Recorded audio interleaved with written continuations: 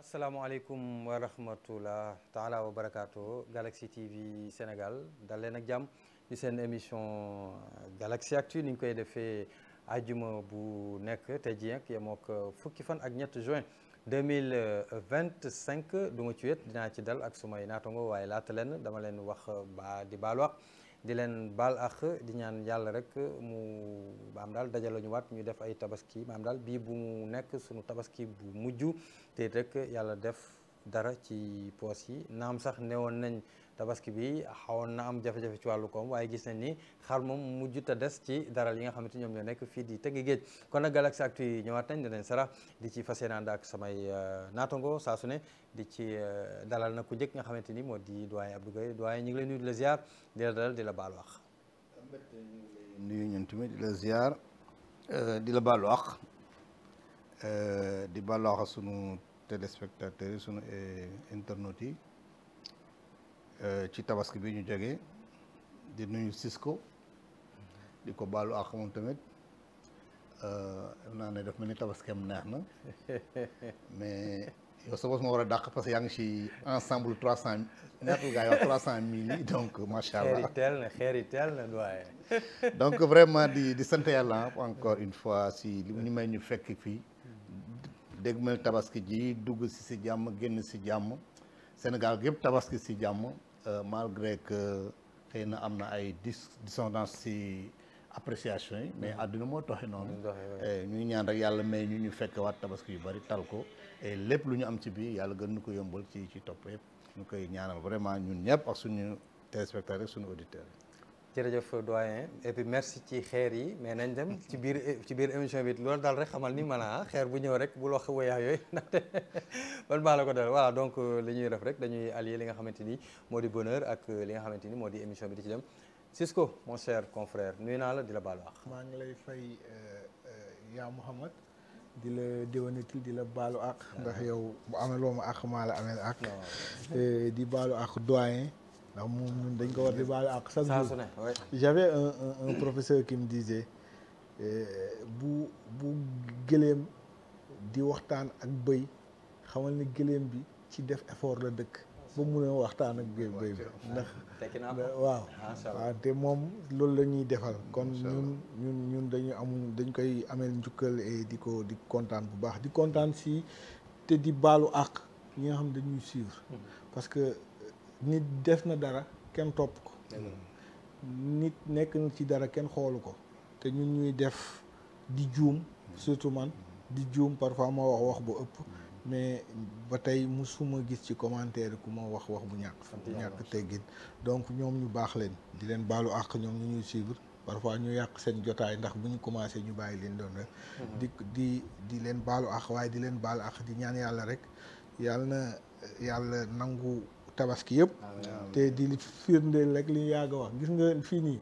gars yi dañuy nappaate Sénégal mosul neex wax naa ko fii Galaxy matinal bu laata suñu dernière émission de man ak Payes ba ma naan kan conjoncture ajustement structurel fii la ñu fekk wala boog dégg nañ ko man damay dëggal li nga wax rek Sénégal mosul neex plan saxalum sama papa daf may wax dañuy waxtaan mu ne ma tabaski 84 borom kër yu bëri tabaski wuñ Sénégal fii te boobu 84 Diomaye 3 ans la amoon absolument donc Sénégal musul neex mais sant yàlla ak sutura rek moo fi bëri bu leen kenn je dis aux Sénégalais bu leen kenn ku tàngalam wocc wadd ne nettali leen gu tàngal bi ba tax ngeen ne Sénégal daa naqari tàngalama wadd rek waaye yéen fi ngeen nekkoon far ngeen nekk ba léegi di kontaan bu baax ci jotaay bi laata ñëw ci sommaire bi nag doyen moom daanaka daf ma virgule bëreet rek mu part de ma penalty naa man ci ensemble yi voilà donc dama la kay tey moom fii doublement beau quoi li ñuy wax rek bu lëkk lekkee alom na ko gërëmee coy kon tey nag ki fi jaar ki ma habillé tey moo di sama jeune frère Daouda Dia nekk tailleur Marxatan ñu ñaanal ko atelier nekk Nimzaat sa boori kër donc li ma sol nii yaa ngi ba dee Daouda Dia tailleur moo ko defar ku ko soxla rafet na te ton bi ànd na quoi aywa ku ko soxla kon mën nga ko woo ci 77 796 50 90 Daouda Dia tailleur la nekk Marxatan nekk sama jeune frère kon nag moom moo jaar fii Sissoko le sommaire le sommaire comme ni ñu koy def chaque édition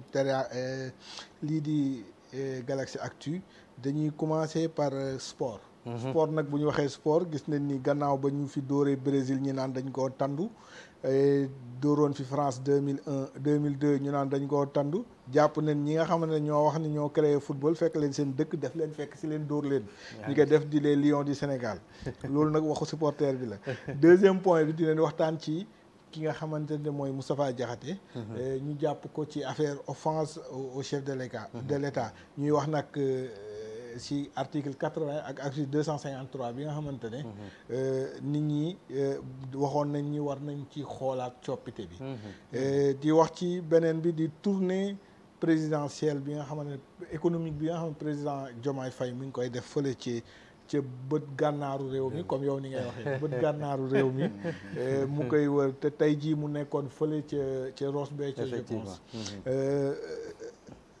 beneen bi dinañ wax ci président Macky Sall muy ki ñu fi jiite woon 2012 ba 2024 dem Maroc bàyyi ñu fi kooku noonu dafa am ñu bëri ñuy wax ni dafa bëgg a nekk jiite li nga xamante mooy mbootaay réew yi mbootaay réew yi di ONU am ñu koy wax ba mu am ay wax yu ci géel yooyu yëpp dinañ ci waxtaanee tey ci jotaay bii nga xamante ne mooy Galaxy Actu beneen bi mooy président Ousmane Sonko di premier ministre Sénégal di président wu parti Pastef war na dem comme premier ministre du Sénégal war na dem Chine ñuy wax nag yan enjeu ak yan kii moo fa war a lu fa war a jóge ruuse lu fa war a ruuse pour réew mi waaw coup de gueule nag coup de gueule nee nañ am na si day dellu si visite président bi mu defoon fële bi mu nekk di def nii fële ca Ndar Géej donc daal ñi ñuy seetaan ak ñu ñuy suivre loolu moo nekkoon sommaire tey bi jërëjëf coup de gueule bi dama ciy taxatu laatu ñu dem te wane ne tey du doon image du doon vidéo mais wax la parce que dafa am loo xamante ni ay vidéo yu ñu ciy génneeg yoo xamante ni am na ci incha allah dinañ ci ñëw bu baax a wax te bu ñu fàttali ni bu dul dara moom même bu dee mooy président d'honneur bu parti Pastef moom mooy président de la République du Sénégal. aywa doyen ci yow laay démarrer ci sunu ponk bu njëkk bi wàllu football la bi yoon football bi dinañ ci tax rip nag ñu gis ni 2023 juin 2023 bon bu ñu fàttaliku dañoo dooroon Brésil 4-2 après am lu xew ñu ñëw mu mel ni bis repetita.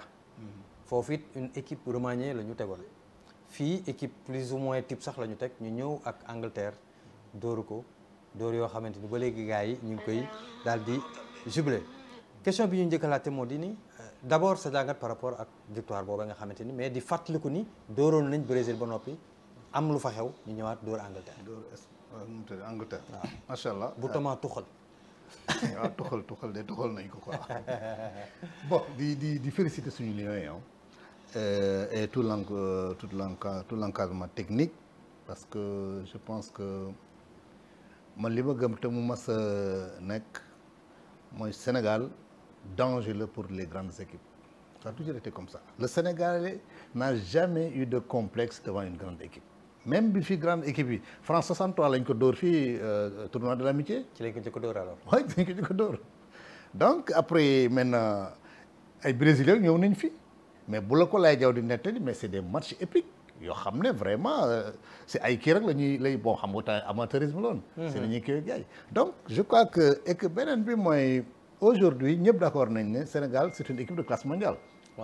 Ça n'a pas commencé aujourd'hui def naa ne loolu nit ñi léegi bañoon nañ mais nit ñi nangu nañ ko même l'Afrique bi ñu nekk depuis les générations 2000 voilà depuis 2000 bi ñu si jógee xam na on a eu une traversée du désert parce qu'on a trop surfé sur l'épopée 2002 bon mais après quand même on s'est ressaisi et on a repris notre équipe en main et on a fonctionné en vrai professionnel et donc depuis cet instant-là on avait un entraîneur très conservateur certes mais qui avait quand même un style qui nous a permis de nous qualifier régulièrement à la CAN, régulièrement à la Coupe du Monde et même d'engranger une Coupe de CAN.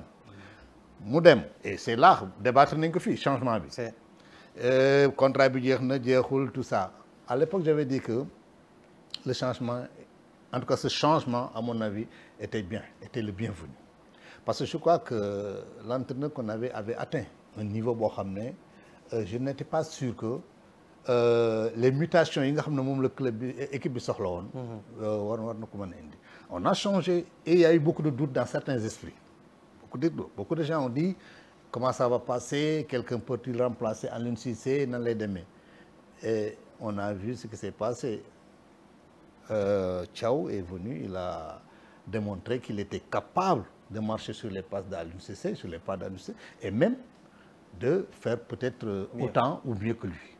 Mieux parce que moi j'ai toujours eu l'impression, et ça depuis, même quand on gagnait, j'ai toujours eu l'impression que Aliou n'a jamais libéré le jeu du Sénégalais. Le Sénégalais par nature est joueur. Donc, fi muy nekk à l'aise mooy quand tu le libères, bien sûr football cote la nag. On te libère mais néew ñu la nga daw dans tous les sens nga dem lu nekk mais au moins nga bàyyi nit ki nga xam ne am na xam-xam jàng na football bi wane na ko ba agsi si yenn niveau yi nga bàyyi ko au moins une certaine, même si c'est relatif, une certaine liberté dans le jeu pour que mu mën a jël yenn initiative yi mën a kii. Et j'ai l'impression que Pape Thiaw depuis qu'il est arrivé c'est un peu ce qu'il a fait. On le sent même dans l'expression, pas même sur le terrain, l'expression même hors du terrain des joueurs ou même dans leur préparation, tu sens que ces gens-là se sentent un peu plus en tout cas à l'aise. Ça ne veut pas dire qu'il n'était pas avec Aliou, mais en tout cas là, ils se sentent un peu plus libérés. Ce qui fait donc que bu ñu arrivé sur le match contre l'Angleterre, j'étais confiant xam nga à part depuis le match contre l'Irlande, l'année ce sera un grand match. Parce que déjà, je crois que si c'était Aliou Cissé, il allait mettre l'équipe type. Parce que xëy na ñoom lay gën a bëgg ñu roode. Mais contre le Brésil, Aliou Cissé n'avait pas mis l'équipe type. Mais loolu la amoon non c'était un match. Vous vous rappelez? Loolu la amoon non loolu la amoon en termes de présence li mu amoon rek le classé. Maintenant il a pris quelques risques par-ci par-là mais il a eu 2 matchs, il a joué avec 2 équipes. Ouais. À remanier après plus de 50%, ce qui ne se fait pas tout le temps. Et donc il a préservé les autres, il les a demandé de veiller sur le match, d'apprendre sur ce qui va se faire sur le terrain, parce que le style anglais est le même plus ou moins. Donc après il a mis maintenant les ténors et le jour du match et j'ai pas été surpris en tout cas. Même si le but est venu matinalement, j'ai jamais perdu confiance. César, est-ce qu'on peut dire donc que le Sénégal a trouvé son nouveau souffle par rapport à ce qui s'est passé, pas Irlande mais juste on va se focaliser sur l'Angleterre du moment que bu ñu fàttali ko la ñu daloon ci Brésil ñu door ko cadre. Déjà je félicite les Lions, le staff, le match bu ñu am parce que am na ay beaucoup de choses yoo xamante ne les gens avaient vu que nii la waroon demee mais du temps de Aliou Cissé par exemple il faisait jouer Habib Diarra latéral droit. J'ai vu sur le TL. Sur le positionnement. Sur le TL benn boy les boy ñu egg TL mooy Twitter quoi. Sur Twitter benn boy ne Aliou Cissé kon kii nii la doon jouer loolu latéral xanaa daa dof. Pour vous dire que nii problème de repositionnement ça s'est fait voir parce que Diarra c'est un très prometteur milieu de terrain. Soo ko amee nga jouer loo ko latéral tu vas avoir quelqu'un de performant mais pas performance bu mu la mën a def mais je ne m'enflamme pas. Pourquoi je ne m'enflamme pas? Parce que Sénégalais dafa gaaw a enflammé wu. ku daagu ñu raw la waaw. Je m'enflamme pas parce que j'ai revu le match après. Ah ouais. J'ai revu le match parce que RTS2 daf ko tegaat Sénégalais bu gagné day mel ni mbër bu daanu di nga daanu Sénégalais bu la daanu chaque jour nga daanu. J'ai revu le match, j'ai vu par exemple El Hadji Malick Diouf, j'ai vu son apport offensif mais j'ai vu ses failles défensives. Et pour man c'est lui qui a modifié le Jacobs. waaw pour il est partant, il a été partant. kan Jacob waaw ci deuxième match bi beneen bi Lamine Camara il a fait un bon match mais il a été comme moteur diesel, il a tardé à démarrer son match. a valu le premier. Il a tardé à démarrer son match. Par exemple, je donne l'exemple de Jackson, qui a été bien remuant ci kaw, mais je pense sur les 1 contre 1, il pouvait faire plus que li mu wane keroog. C'était l'Angleterre. waaw li mu war a def beneen bi. Il a fixé la défense. mais sur les 1 contre 1 je dis pas li mu def mais sur les 1 contre 1 am na ay 1 contre 1 yoo xam ne ses capacités techniques yu mu am mënoon na teggi défenseur bi dem yoonam mais on sentait qu'il s'enflammait ba day perdre son kii voilà. C'était dû peut-être à... voilà beneen bi Elimane Ndiaye on a vu que dañ ko taf ci côté droit bi et en général bu gënee jege milieu bi wala côté gauche qu'il rentre avec son pied droit il est beaucoup plus performant foofu pour man boobu la. Et Crépin Diatta aussi je pense que c'est pas waaw il a été moins am na ay failles yu ndaw quoi. peut-être que man maa koy wax peut-être mais je pense que am na ay failles yu ndaw mais c'est pas des failles méchantes. Pour Elimane, tu penses que c'était lié à Elimane ou bien au jeu anglais? Non, il a fait un très bon match. Je dis tout cela dañuy def waaw mais dama ne il pouvait mieux faire que li ñu def pour vous dire qualité bi ñu am. qualité bi boo ko waaw bu ñu am boo ko qualité bi xam nga nan nga koy observer nan nga koy gën a apprécier ci li ñu waroon a def fu ñu waroon a toll pas la victoire mais fi ñu war a dem dañu war a dem fekk RDC en septembre kër dëkkam war ko gagner ci terrain bu hostile ci pelouse boo xamante du nekk qualité. Très bien. Donc foofu noonu non seulement l'engagement qu'ils ont montré keroog dañ ko war a yokk à 200%, beneen bi les performances physiques dañ ko war a yokk à 300% parce que c'est comme ça qu'ils pourront être dessus de la RDC bu ñu deful noonu rek du sotti beneen bi y a ma satisfaction c'est Ismaïla Sarr. Ouais. L'éternel espoir qui a tenu keroog man il faut que mu confirmer ko mais qui a pris keroog l'étoffe du leader. waaw l'étoffe du leader keroog et derrière il y a eu Niakhaté qui a été un peu fébrile mais waaye ci stade il a joué là-bas daaw la fa jógee ren la fa jógee donc mais il y a le capitaine Koulibaly qui a été courageux et impérial et il y a aussi Mendy. Il y a aussi Mendy qui garde son statut. yaa wax léegi ni Koulibaly ak Mendy. Mais est-ce que loolu surprise la bu dee dañuy ah Gana mais bu ñu jëlee Edouard ak Koulibaly est-ce que dina nekk surprise ci ñuy suivre football bu baax a baax gis la tax ñu jóge Angleterre ja Chelsea indi Thomas Tuchel. En fait est-ce que c'était pas un match dans un match. loolu tam da ciy bokk parce que nit ku nekk nit la ah. waaye nit dafa bëgg ay défis. kii moo ne woon je ne suis plus performant naa jóge ci club bi mu dirigé woon tey moo dirigé benn équipe je vais lui montrer que loolu noonu kiiwu nit la jomu nit la quoi.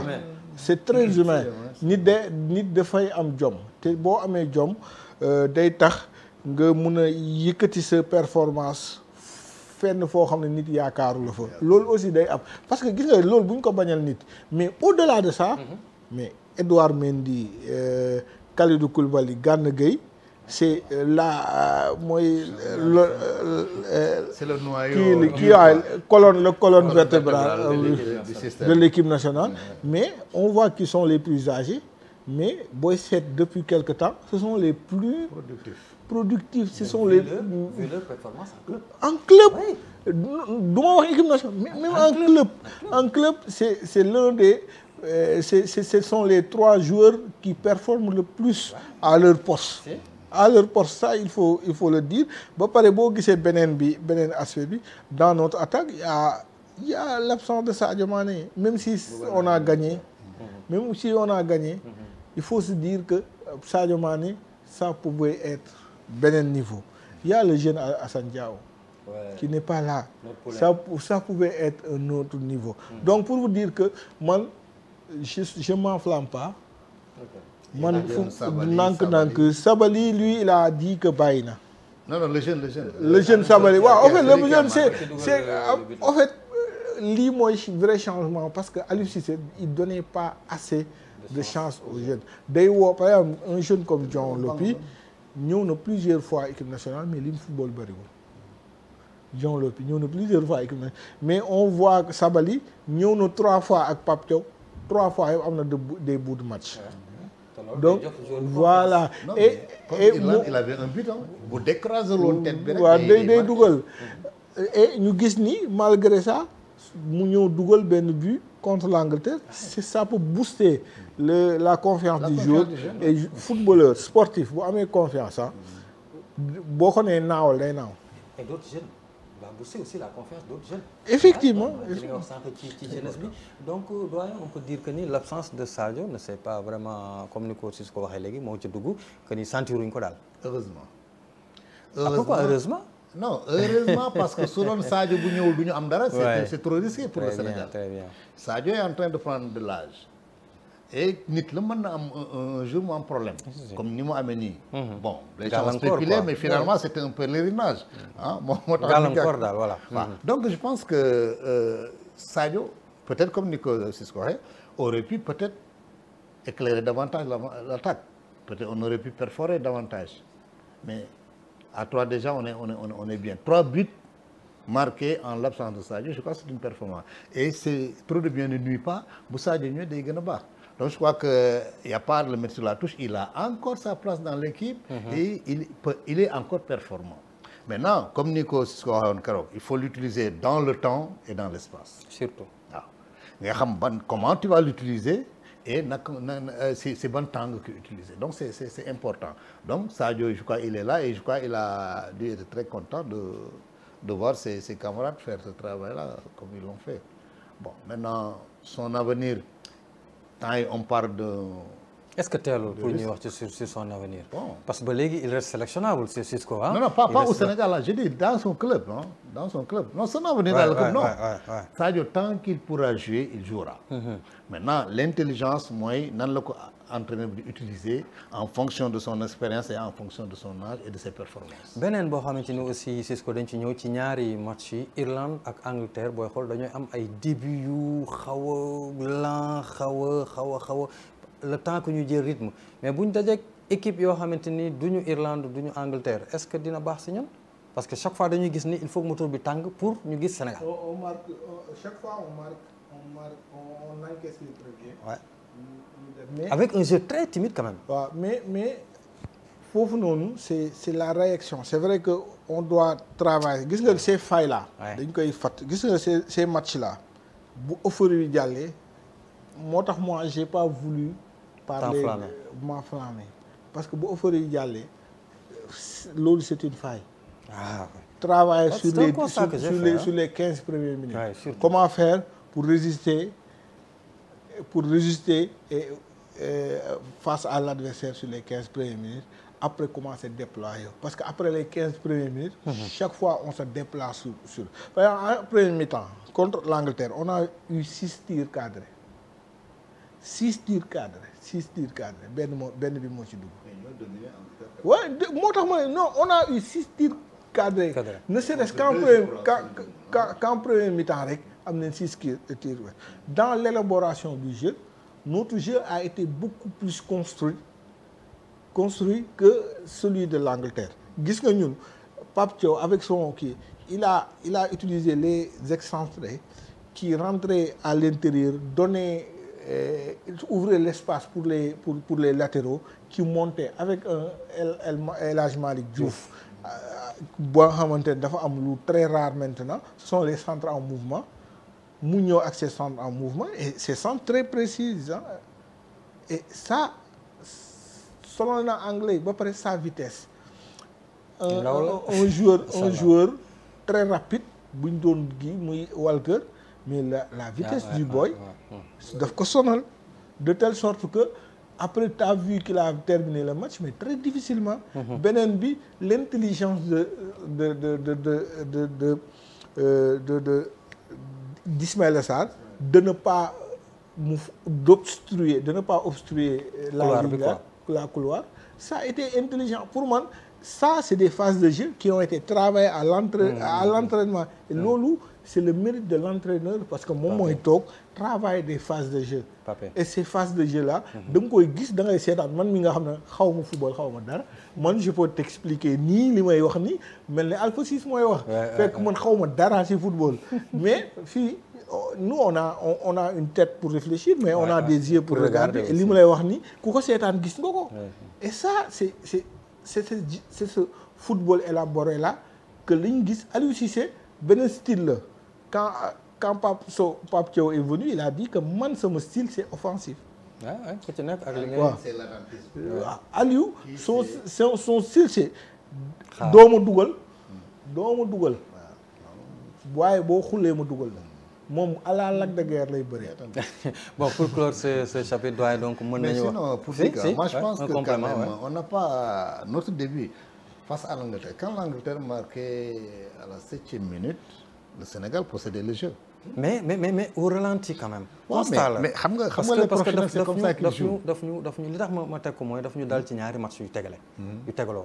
donc puisque dañu njort ni fayal est-ce que waruñu ko mën parce que contre Irlande même chose contre Angleterre même chose. waaw xam nga quand vous rencontrez de grandes équipes il faut laisser venir il faut ngeen toog. le round d'observation day importe force.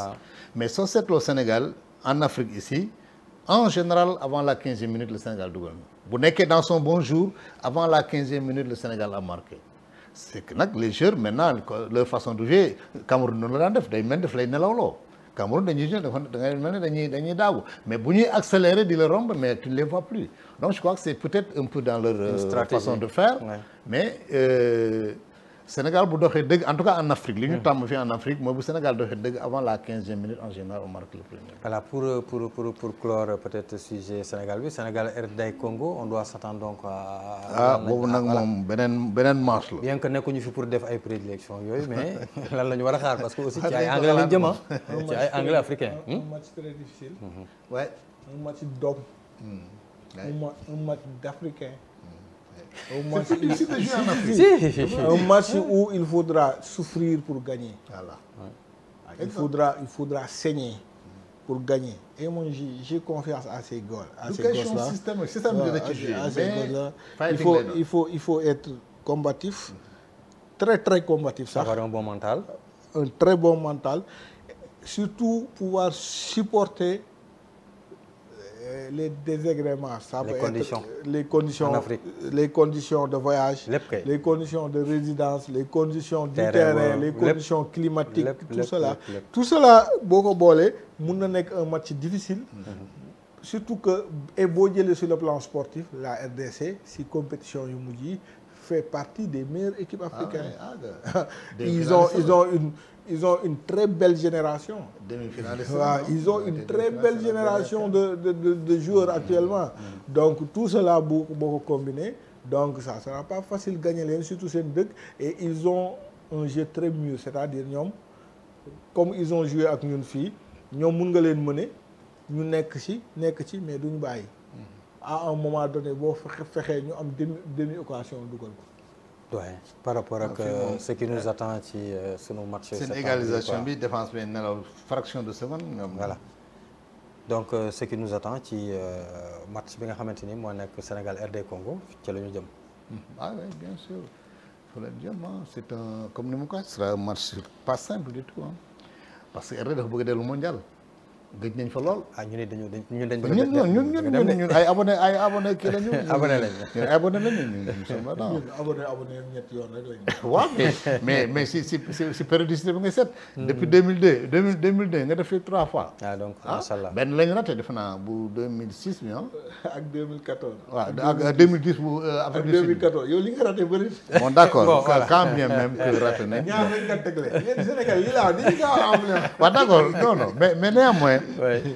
Ce match-là comme ni nga ko waxee il faut ñu fàtte le match contre l'Irlande fàtte le match contre l'Angleterre. jot na moom. xam ne ce n'est pas les mêmes joueurs ce n'est pas le même continent ce n'est pas la même compétition. Et ambition bi ñu am RD Congo am na bu ko ëpp pour dem. mondial donc ñun il faut ñu wan leen ne ñoo leen ko gën a bëgg. donc comme ni ma ko waxee ce sera vraiment un match d'homme te je suis sûr que est-ce que duñ koy wul Lubumbashi. man nañ ko fa yóbbu xam na le fuseau horaire sax day changé bon donc ils vont chercher tous les moyens possibles dans leur environnement pour qu'ils puissent leur être favorables pour gagner ce match-là mais nag man ce qui me rassure c'est que nous avons des joueurs surtout et des jeunes des professionnels jeunes te football xale koy défend nous avons des jeunes ils sont organisés ils ont un entraîneur consciencieux et assez courageux macha allah parce que loolu lañ soxla quoi je le dis pas parce que il va prendre des risques inutiles mais au moins il a la tête sur les épaules et il ne s'enflamme pas trop vite. macha allah am na solo donc je pense que on peut garder l'espoir et avec les jeunes que nous avons. yàlla baax vraiment nous pouvons rêver. donc xaritoo dee bi loolu lañ ci indi woon parce que on a organisé ñu ñëpp gis ko RTS affaire bu am solo lu am solo loo xamante ni diggante anglais yi la ak sénégalais ñu tuddee woon ko xaritoo dee. ah oui avec ndeysaan l'ambassadrice avec son xaritoo dee là. voilà donc ñu gis ni culture génn na fa macha allah donc loolu football bi mu ngi woon si terrain bi mais aussi jàmm ji dafay wéy ñu ñëw nag ci ñaareelu ponk bi mu di mbiri Moustapha Diakhaté mais sous le contrôle de doyen et Cisco dina am benn rappel mooy rek parce que dañu ñëw ci ay articles yoo xamante ni dañ koy foog ñu bàyyiloo ko xel nit ñi mu gis ni ay articles yoo xam dañu nekk ci code pénal sénégalais te ñu gis ni dañ koy faral di ci juwaatle bu ci mel ni article 80 bi nga xamante ni dafay dem ci atteinte à la sûreté de l'État ak article 254 bi nga xamante ni dafay punir l'offense au président de la République donc ci médias yi comme ci commentaire politique yi confusion boobu Cisco dafay ñëw bu baax a baax a baax et pourtant nee ñu les deux dispositions répondent à des logiques juridiques radicalement différentes hein? Je peux continuer deux infractions deux cadres juridiques distincts contrairement à une idée répandue ñu ne article 80 bu code pénal ne vise pas l'offense au chef de l'État. C'est la sécurité de l'État. Concerne des faits beaucoup plus graves liés à la sécurité nationale.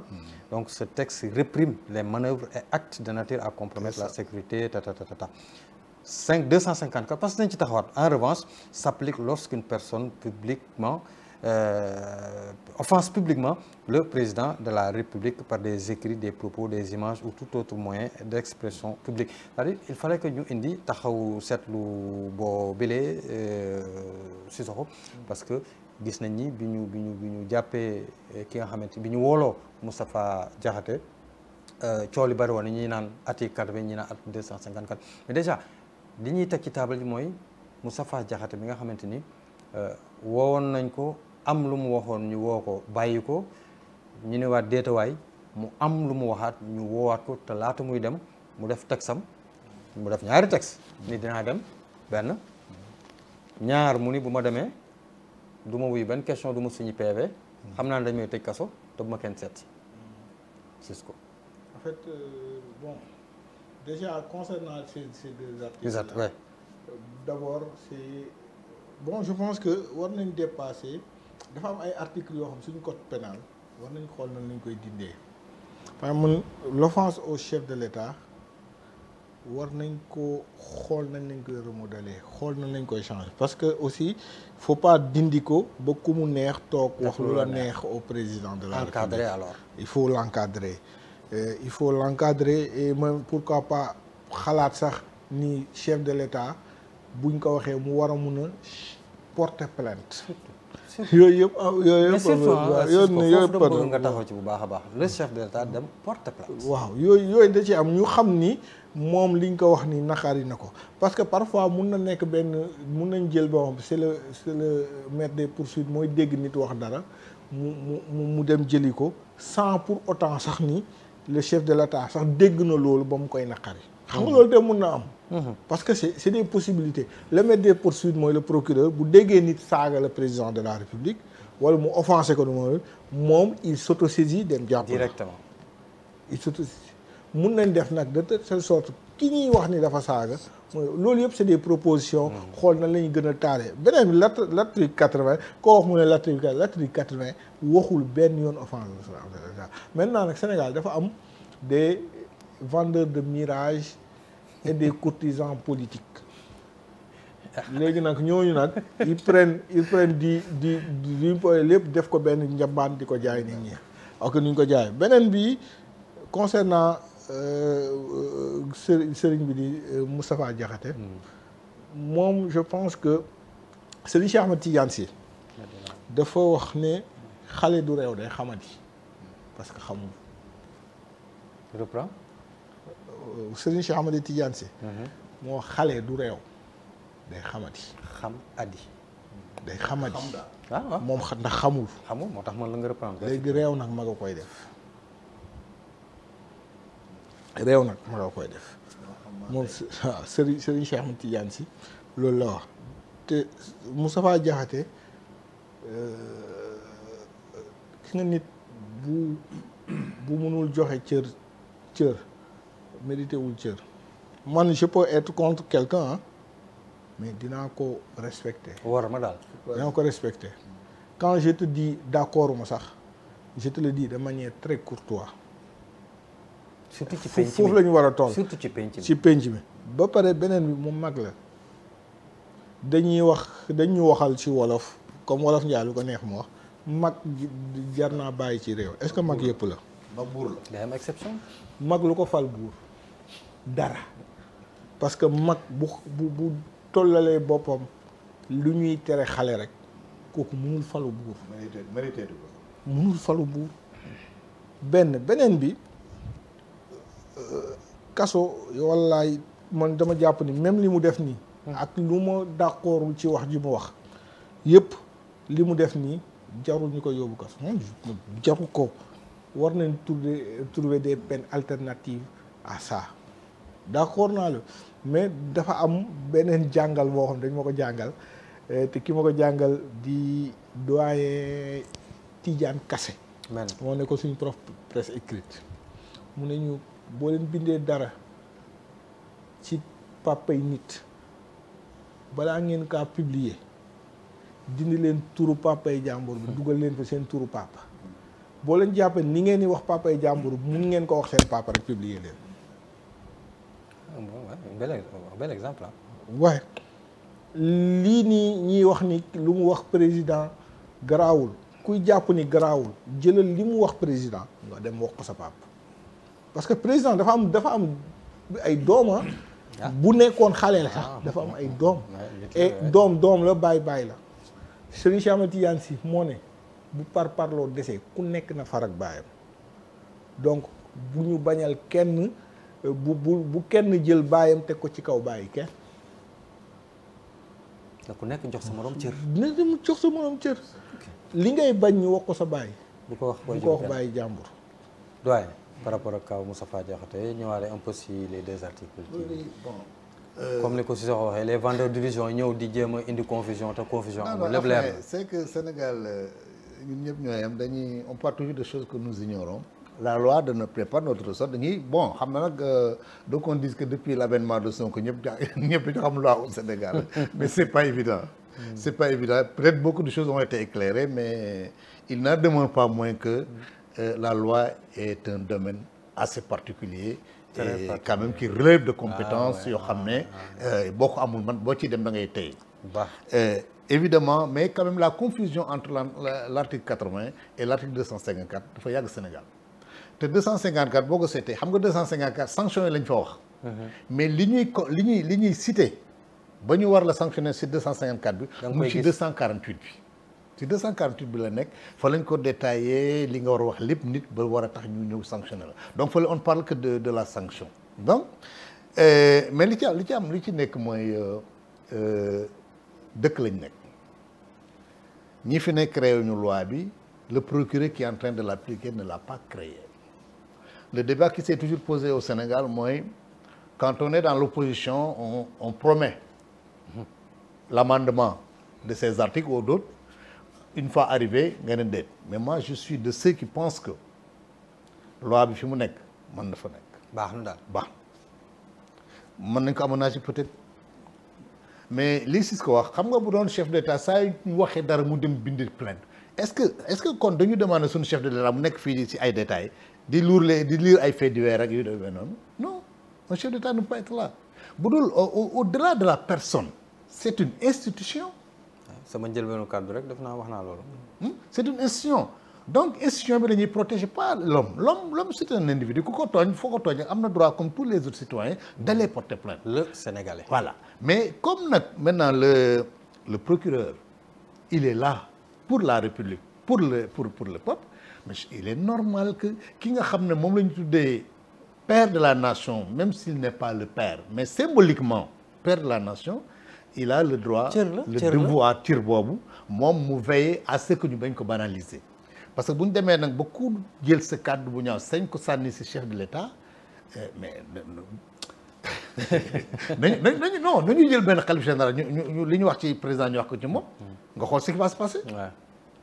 Donc je crois que nit ki da ngay fi nga cërale sa wéjur fi nga cërale sa sëriñ mais ngir yàlla ki nga xam ne Sénégalais yëpp ñoo ko tànn teg ko mais jox ko cër boobu du la wàññi dara xam nga ñaawal wax du tax yow li nga bëgg nga am ko day tax rek nit ñi xeeblu te je pense que ce monsieur là vraiment ci loolu ne da nga koy dégg muy wax nga xam ne kii waxu kañaan am na ci moom benn waxu soxor am na ci moom waxu ko ñàkk teggin am na ci moom te loolu bu nekkee ci bu jógee ci mag mooy di c'est ce que wax duñ ne dafa xamul de dañ naan dafa réew effectivement mag mu réew nag mooy yées moi je préfère 1000 fois un enfant bu xamul que mag mu réew parce que mag mu réew vraiment da ngay teggi yoon maintenant bi muy dem quand il a reçu la convocation il a dit su ma demee maa ngay dem. mais man bu ñu la convoqué yow bu ñu la convoqué ici tu n'as pas besoin de le dire même si tu travailles à la télé bu ñu la convoqué suba di nga dem. dignement dem mais est-ce que li ko Ousmane Sonko daan def moo tax mu def ko. waaw même bu dee sax il a le droit mais quand même c'est même pas comparable. souvent nag ñi sànni xeer di saaga yëpp dañuy comparer Sonko mais ce n'est même pas la même. non du sax comparaison. mais dañ ni. d'accord que il était dans un combat politique boo xam ne c'était la cible principale qui il n'est même pas une cible secondaire. alors ñu oo la nga ne damay dem waaw mais bu ma demee du ma tontu pourquoi il refuse de répondre vous savez pourquoi parce que su répondre dina définir luy guñaafee dans le guñaafal guñaafee la sax ñu tudd terme boobu sax moom bëggoon naa ñu dem ba pare non bu tontoo dina ko définir te bu ko définir parce que moi j'ai jamais cherché la définition de ce mot c'est quand le mot est tombé sur la place publique que la presse s'en est saisie que les gens ont sorti les définitions c'est là ne ndegam tous ces termes là mooy le synonyme de guñafe mais ku ci nekk da ngay jël ci ni mu la arrangé mais ku ci nekk da ngay jël ci ni mu la arrangé ci terme yooyu yëpp waaw mais lui waaw mais nag xam nga li ñaaw noo pare rek dès lors que terme bi génn na ñu cette définition yi gisuma ci man bu rafet xanaa dañuy tànnante rek mais gisuma ci bu rafet si bu jëmal ko encore ci kilifa. xam naa ne nag si xam naa ne Wikipédia moom sonn donc je crois que foofu loolu bu waxoon donc bu nee duma tontu waaw bu tontu dina définir te bu définir dugal boppam deuxième bi bu ma kenn seet si boobu mu wax il cherche à se positionner en martyr et tout ça mais je pense que mais il est dans son rôle hein il est dans son rôle quand même il est dans son rôle. Bon, je sais pas rôle. Ouais. Non, mais il n'est dans aucun rôle. Non, même il n'est dans aucun rôle. Je vous dis, mais dama bëgg aussi lu ñu nangu leen ñenn ñi. Non, on défend personne. On défend personne. Rôle bi mais ñuy nangul aussi. dinañ déggante. Il est dans son rôle. Il n'est ni chef de parti. Il n'est à la tête d'aucune coalition. mais c'est langue politique bi. mais langue politique da ngay am foofu bokk ñu xam lan nga mais yow jiite woo parti kii wala ne woon na damay posé xam nga ne kii il va jamais se présenter à une présidentielle. non si non il ne le fera pas il ne le fera pas. doyen xoolal baal ma de. xoolal 5 synonyme bonarien. crétin. malotru. clochard. ruste. Ailleurs ça marche ici non. non attends xam nga aussi gis nga dafa am benn. ailleurs peut-être mën nañ ko wax mais fii. gis nga pour man la guñaa fii man de ko wax sama kilifa sama mën dara ci naa ko def fii du fi dox. non pour man la guñaa fii qu'il a dit au président wax na lu ko gën a garaaw. Macky Sall. pas Macky Sall parce que il a maa ngi ko gis benn mu ne dëkk boo xam dañ fay jaamu bàmmeel ak sant. c'est vrai que. ay jamono waay si. non pour gars yi daloon wax na lu ci gën a garaaw le prophète. wax na lu ci gën a garaaw donc je dis en fait man encore une fois l'emprisonnement à tout va je suis pas d'accord. non là il faut ñu trouver des peines alternatives. parce que am na ñoo xam ne da nga leen di tëj yor seen dund yor seen kaaraange yor seen. te nga mun leen teg peine boo xamante ne dañ leen di jël ñu bale mbedd mi. par exemple en fait. pour ñu seetaat.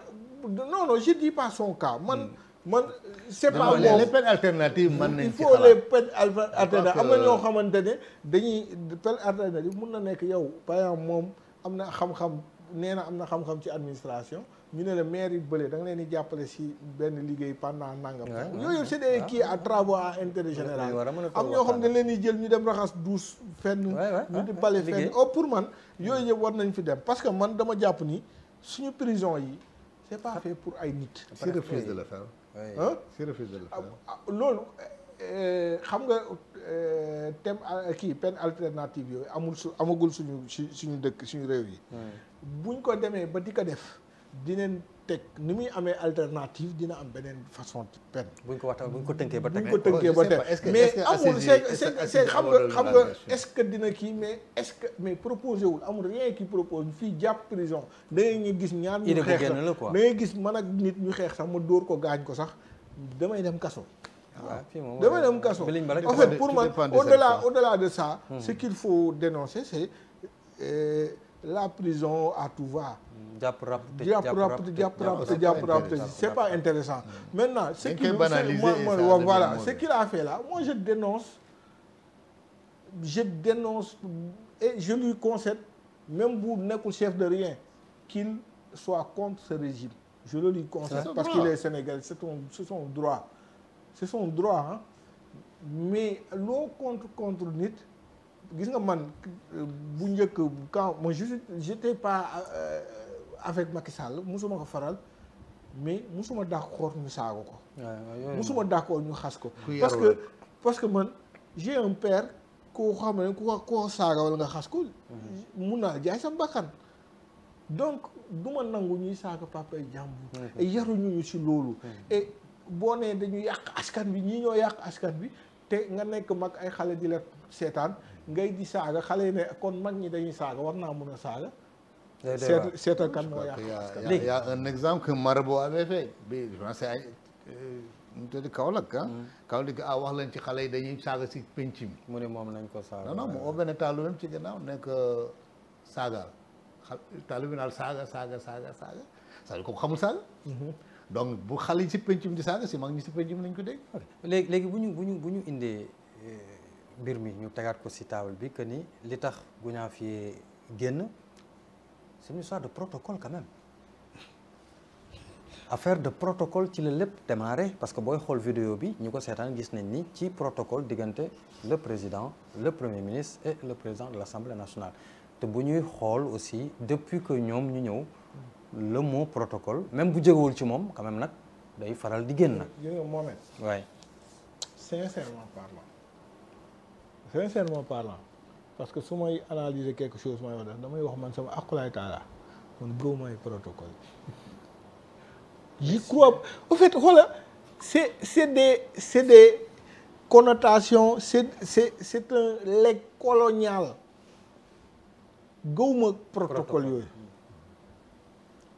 gëwuma gi nga les protocole gëwuma ko man gëwuma ko xam nga man lan laa gëm ay nit yu war a defar suñu réew ñu defaral ñu suñu réew kii toog ci kaw kii toog ci suuf kii bonde kii sañse man je me fous éperdument gis nga la luñ koy def rek na ànd ak correction na ànd ak yar ba pare am résultat est-ce que fan nañ bind ni ay nit bu ñuy ànd bëggante seeni biir xamante waruñu reetaan fan nañ bind ne nit boo nekkee njiit da nga war di ñàngal di fuñaare gis nañ ko fi doon fuñaare ma nga Maroc toog fan nañ en fait melul et noonu il n'est pas comme ça en fait fan lañ bind gis nga loolu noonu beaucoup de gens qui sortent des grandes écoles là Sénégal suñu administration yi ils ont c'est un legs colonial ñooñu pour ñoom da ngay fiy gis koo xamante ne je veux pas ñoo xamante ne ñoom jàpp nañ ne waruñu wax ak Mohamed Sissoko parce que Mohamed Sissoko c'est un simple journaliste tekkiwul dara waruma wax ak moom su may wax ak moom man dama kaa war a jox ordre xam nga loolu yooyu noonu ay protocole de rien du tout Sénégal soxlawul loolu Sénégal dafa soxla que ñu même bu ñuy am protocole ñu tënkee ko ci suñu aada tënkee ko ci suñuy gëm-gëm surtout man je crois pas man damay wax beneen qui peut choquer mais je m'en fous nga jégal ma mais je crois pas à cette république franc-maçonne moi j'y crois pas gëwuma ko c'est symbole la man gëwuma ko doy puisque ne ñu protocole ci la waxee woon Sissoko joxe na ci position bon man de quand j'ai vu l'image un premier ministre un président accompagné de son premier ministre et du président du parlement ñu nekk sur la même ligne di dox sur le tapis rouge di xaqtay di ree di wane ne ils sont bien ils sont gays. Moi je vois pas vraiment de quoi ameuter la République pour gëmloo nit ñi ne xamuñu. Non mais c'est ce qu'ils ont fait hein pour montrer que non ils sont en train d'enfreindre mais c'est la même chose que moi xam nga lay tooñ sa bi ñuy commencer avec ta belle tenue là ah quelqu'un est venu sur un plateau ah un plateau de télé waaw gis ngeen li ñuy sol gis ngeen dàll yi gis ngeen buum yi bu dee ñaari pièces bi de tàng la gis ngeen beneen bu ci tegu mais ah loolu lan la fan la jëmee République et quand vous vous habillez c'est l'État qui vous donne nga fa habillé wala président amul salaire mën a jënd si salaire am habillé wala même la République je sais pas hein est-ce que c'est comme ça c'est la République qui habille le président ah bon mais tant mieux alors logé nourri et kii mais c'est tant mieux mais donc c'est prévu il a eu l'honneur au lieu mu dem jëli ji la tenue occidentale mu fexe ba créer ñu une tenue loo xam ne tey je crois que Sénégal la yëpp fier nañ ci mu koy sol et des gens trouvent à redire sur ça c'est ça l'opposition au Sénégal malheureusement c'est dafa xaw doy waar donc mais bu yemoon si rek ñii daal xamuñu protocole war nañ seetaat seeni kii mais boo demee ba leen di qualifier c'est pas le fait de dire que le protocole c'est le fait voilà pourquoi pas mais voilà un bon comportement citoyen ah je crois que vraiment cette façon de faire on aurait pu faire ceci cela et les gens ces derniers jours ont cité des opposants comme Thierno Alassane Sall kan moo gëpp lu muy sànni xeer ci sur le champ politique actuellement est-ce que am na on l'a jamais convoqué au contraire Thierno Bocoum quelqu'un qui dit toujours qui dénonce toujours qui n'utilise jamais un mot plus élevé c'est quelqu'un de très poli waaw da ngay ànd ak moom wala nga bañ a ànd ak moom mais musuma ko dégg non il ne déborde pas dans ses propos wax bu dépassé waaw et pourtant il est très virulent démb rek RTS la nekk mais bien sûr il est très virulent envers ce qui mais feu Tanor Dieng pourquoi on parlait de position républicaine def ko ba yàlla jëlu ko fi mais doyen beneen Ousmane Sonko mii waaw d'accord nañ lépp il est contre Macky Sall mais mosuma ko dégg mu def mu saaga en public mosuma ko dégg daan na wax yenn bari ji jéggi dayoo nag kaa wax la man leen dégg naa leen moom dégg naa ko mu wax leen moom dégg naa ko ay lii lañ procureur lii la mais musul si dégg saaga ça dépend ci ni nga koy qualifier war mooy dégg saaga c'est-à-dire mu ne en général dama lay wax si dama la réviser il a l'habitude de dire ñii ñuy wax dafa méngoog la ca gannaaw dëgg wax na pire man en fait mais saaga par exemple mais xam nga soo ko dégg mu ne par exemple Macky Sall bu ñaar fii mais wax na leneen loo xamante ni lan mais ay on va les fusiller député non mais non dama bëgg mooy saaga dama bëgg même ce mot là c'est le mot là la dernière phrase là dañ koy dugalaat ci contexte texte bu mu ko doon waxee dafa doon wax sur comment la suñu dëkk bi nan la ko gars yi sàggane yàq ko tout ça mu ne ñii liñ def yëpp il mérite d'être fusillé day am dégg-dégg moom laa la wax mérite d'être fusillé moo tax ma la day am dégg-dégg ci lan la ñuy considérer nit ki lan lay considérer comme saaga mais loolu du saaga c'est peut-être une menace je m'explique hormis baat boobu nit ki par rapport ak position am ci lay amee dégg ndéem maanaam wax ji bën na sax woyof mu jàppee ko saaga c'est ça question de le gars bi ngay wax nii le gars bi nii Moustapha Diakhaté waay waaw le gars bi addet ku mu neex tudd ko la neex bien sûr on est en démocratie le gars bu en fait man lu tax sax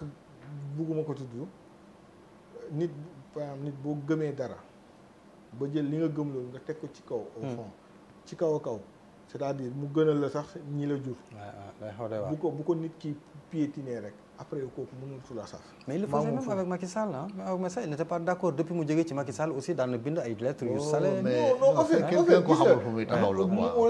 le gars là le gars là il a presque appelé wàcco ak alternance la commencé. ok di taf Dakar yi il s'exprime par des affiches le gars là noonu. Moustapha Diakhaté le gars là il a presque appelé à tuer l'actuel premier ministre. ba mu nekkee opposition dañ leen war a radiation. est-ce que le gars là c'est lui qui a théorisé la radiation de l'actuel PM. plateau yëpp la wër.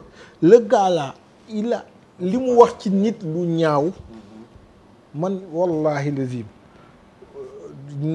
nit dinaa la contre dinaa bañ a d'accord yow duma la musa yegg ak yow foofu. kon daal pour tënk gannaaw Sénégal la ñu nekk dañuy faral di penco Galaxy Actu aussi loolu moo ko tax a jóg ñu gis ni am na ñu fi nekkoon comme ni ko Cisco di waxee doon wax ay baat yu tegguniwul baat yu jéggi dayoo Moustapha Diakhaté tamit def na fi wax na fi baat yoo xamante ne am na ñu jàpp ni dafa tegguniwul dafa jéggi dayoo kon nag lii ñëw daal li ñuy ñaan Sénégal ci boppam mooy ak nooy ngay opposé wu ngay nekk ci pouvoir ak loo mën a def defal sa politique def politique boo xam ne bu sain lay doon mel ni ceebu jën boo xamante ni ceebu jën bu bien boo xamante ni boo koy lekk doo am benn problème donc je pense que loolu la ñu buñ toppoon point bi je pense que mën nañ ci dem ba ginnaaw suba kon nag ñu dem ci beneen ponk bi di jaajëfal njaga bi nga xamante ni moom moo nekk ci réalisation bi ñëw ci tournée économique bi nga xamante ni ou politique économique ou politique bu président c'est une question bu président son excellence Bassirou Diomaye Diakhar Faye def tàmbali ko nag démb ci alxames ji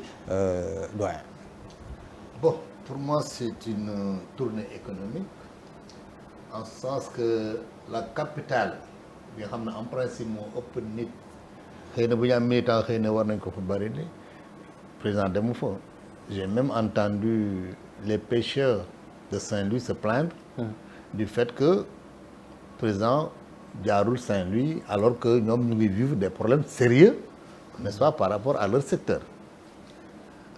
Il est allé pratiquement dans le milieu économique bon compagnie boo ko waxee di nga wax mbay di nga wax industrie. C'est très important. Mais également fi mu dem fa la ñuy béyee ceeb bi fa la ñuy béyee soble bi. Bon il a inauguré je crois une usine d'assèchement des oignons. Donc je pense que c'est une tournée purement économique. dégguma benn cortège j'ai pas suivi spécifiquement mais dégguma benn cortège boo xam ne nee nañ jóge na tel lieu ñëw tel lieu pour justement venir bu dee am na peut-être que ça m'a échappé gisuma ko donc je considère que c'est une tournée économique si ni mu ko defee j'ai vu bi muy wàcc ay l'aéroport vraiment ña fa nekkoon également c'était pas les gars bi Macky Sall bàyyi waaw vraiment donc de ce point de vue je peux considérer que c'est une tournée économique maintenant un homme politique fu mu dem dafa am ay partisans et partisans yi bu ñu daggee ci làng gi ñoo jëm ci moom kenn du leen téye on va le protéger certes mais su laajee mu dajeek ñoom dina dajeek ñoom mais je pense que li ko yëkkati c'est parler de en tout cas de l'autosuffisance. Le sucre je crois qu'il y a la CES la compagnie qui demande encore des surfaces pour garantir je ne sais quoi il y a les paysans qui ont des besoins. ñoom sañ nañ laaj loolu bi ñu fi ñëwee ba léegi mosuñu wàññi suukar si ba pare laajaat surface. ak Istanbul en tout cas le dernier article que j'ai lu. enfin dernière information que j'ai entendue c'est sur ça ils demandent encore xam nga combien de millions d'hectares pour encore. pour yokk production mën a yokk seen kii ak yooyu. je sais pas trop. voilà bon donc je pense que de mon point de vue là je pense que c'est une tournée économique jusqu'à ce que maintenant nga gis leneen gis loo xam ne vraiment jar nañu. yaa ngi may ree sànq de ma waxaat li ma waxoon pour nga rek. non jaru ko en fait moi je pense que c'est une tournée économique.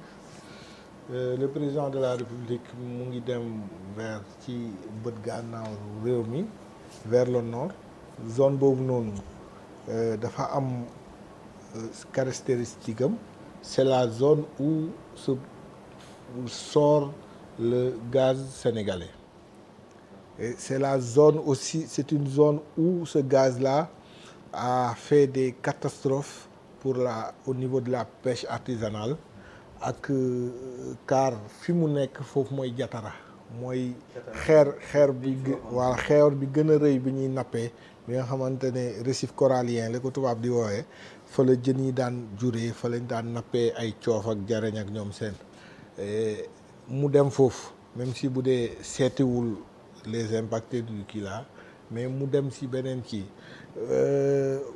zone boo xamante ne y a moins d'un an bokk na ci zone yoo xamante ne crue fleuve bi sonaloon na leen bañ duggoon ci benn kii bu metti mu demoon zone Bakel mais yegsiwul woon foofu donc mu dem zone boo xamante ni la compagnie sucrière sucrerie kii buy defar sucre ci Sénégal usine buy defar sucre Sénégal historiquement fa la nekk même si on sait que ñoom son gouvernement est en train de casser ce monopole ndax ñu ngi créer beneen usine sucre au niveau du sud donc mi ngi noonu donc mais foofu noonu ma def benn virgule pour laalaale sama confrères yi quand j'ai vu les unes des journaux tey j'ai eu l'impression que président Diomaye dafa yeewu pour seeti Mimran non c'est ça c'est cette impression là que je sais et je sais pour avoir travaillé dans les rédactions je sais comment les unes se fabriquent en fait gis nga ni mécanicien di oto di dawee mu dégg bruit oto wax la panne ni peintre ni maçon di xoolee bâtiment di la wax lu normal ñun technicien de l'information bu ñu gisee information mun na la ci wax lu bëri malgré suñu âge yu ndaw yi on va man personnellement je vais avoir bientôt 20 ans de carrière donc kon am na lu ma ci xam techniquement donc quand moi j'ai vu ça rek am na lu ma jox et qui connaît Mimran qui connaît les patrons de presse di nga sa xel bu la doxalee di nga xam lan moo nekk ci diggante bi. Ça, je crois à la télé que j'ai entendu que le président a eu des propos très très élogieux par rapport à la compagnie sucrière, par rapport à leur background, li ñu fi def ci Sénégal, leur passage, leur implantation et tout.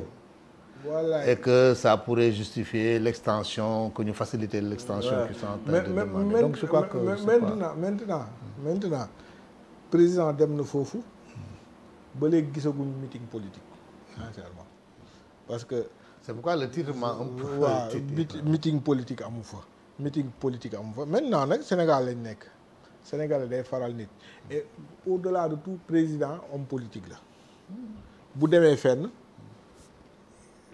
bu génnee def visitam ba pare mais il est homme politique musul wax bàyyi naa politique non il n'est plus secrétaire général mais il est le politique il est homme politique son titre quoi par rapport au parti président d'honneur le fait qu'il soit président d'honneur d'un parti montre qu'il est homme politique parce que yow doo président d'honneur ban parti de bu Didier Khalil parce que doo politique tout simplement maintenant nag il peut recevoir ses partisans fi ñu ko dalal ces partisans aussi ont le droit ñu xam ni seen président d'honneur parti day jaar fii ñu génn ko vive président loolu dans l'ordre normal des choses même sax ku farul ak moom am na mu génn mu ne ko wuu man je leur concède ça bu ñu leen bu amee ku d'accordul ak président il peut le dire et la constitution lui permet de le dire par la parole par l'écrit par dessin il peut le dire. comme ne sax nga dem de tibb tànk. bu mu saaga rek. donc le président bu demee foofu noonu li ma la wax noonu ci ba pare zone boobu tamit boo demee am na nekk na zone boo xamante ne bu problématique ci wàllu suuf bul fàtte Mbaan foofu la nekk zone boobu noonu zone nord. Mbaan lañu waxoon am na un Sénégalais bu fa am presque 8000 mètres carrés 80 000 mètres carrés. Mbaan 8 millions de mètres carrés.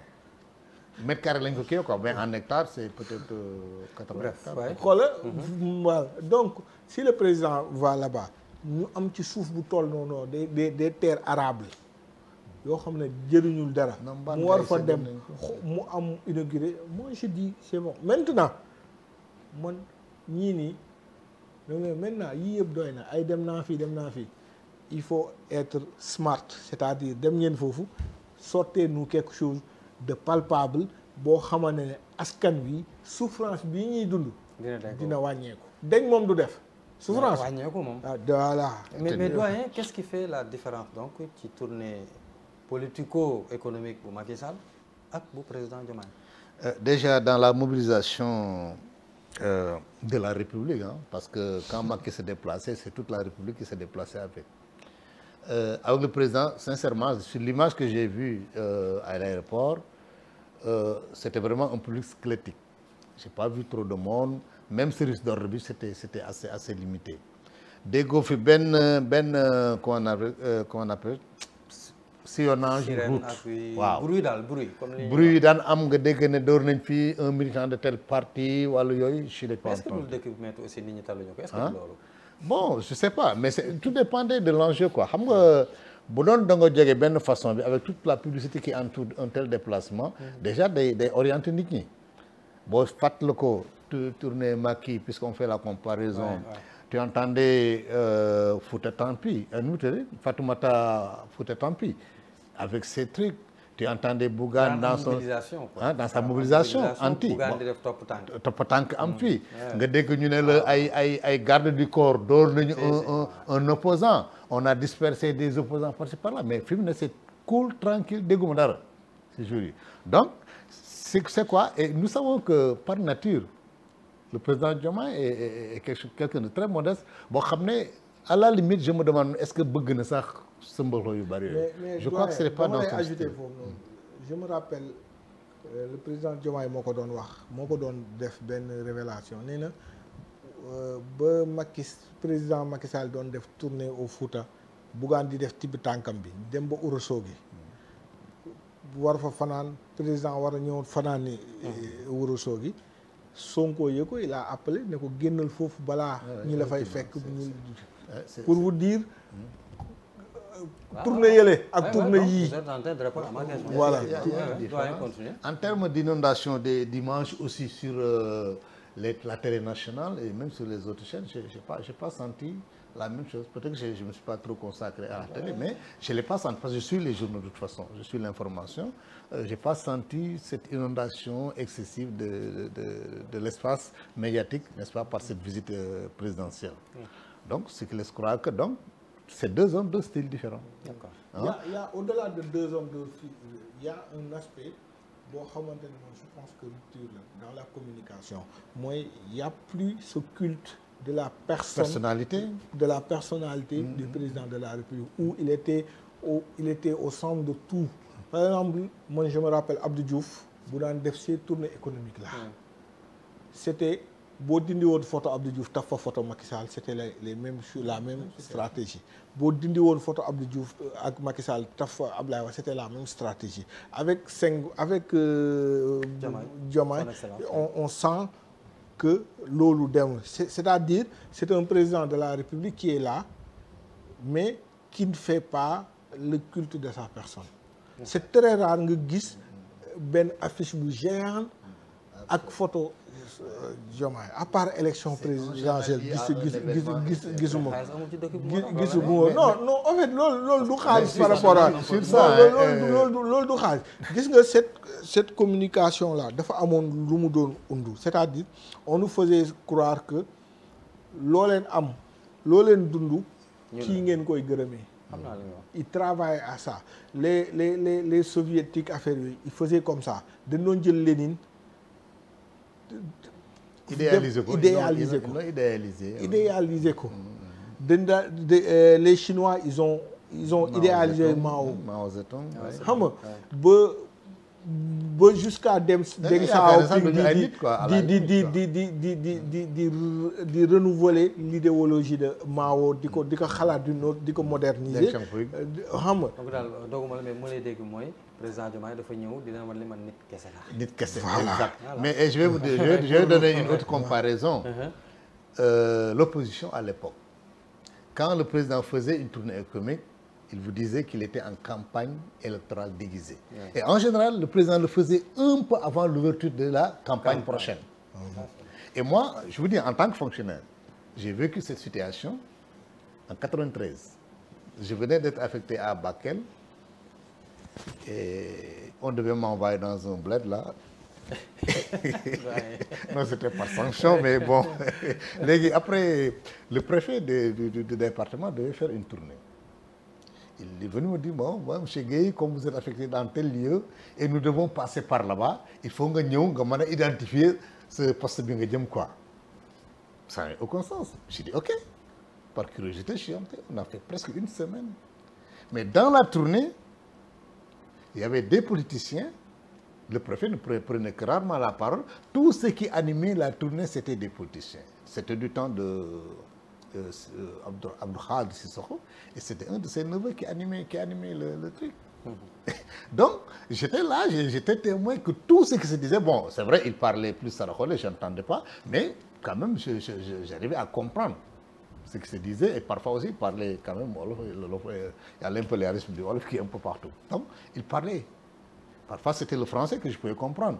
Donc, vraiment, à l'époque, même l'opposition se plaignait des tournées économiques, enfin, dites économiques, des chefs d'État du Sénégal. Parce qu'il l'assimilait à des tournées politiques déguisées. Parce que période parce qu'ils le faisaient s'ils le faisaient seuls avec leurs moyens propres de parti, mais ils utilisaient les moyens de l'État et faisaient que de la politique. Le code électoral nous dougon ci pré-campagne. Parce que période yi ñu ko daan def. Moi, ça c'était avant tout juste. Voilà.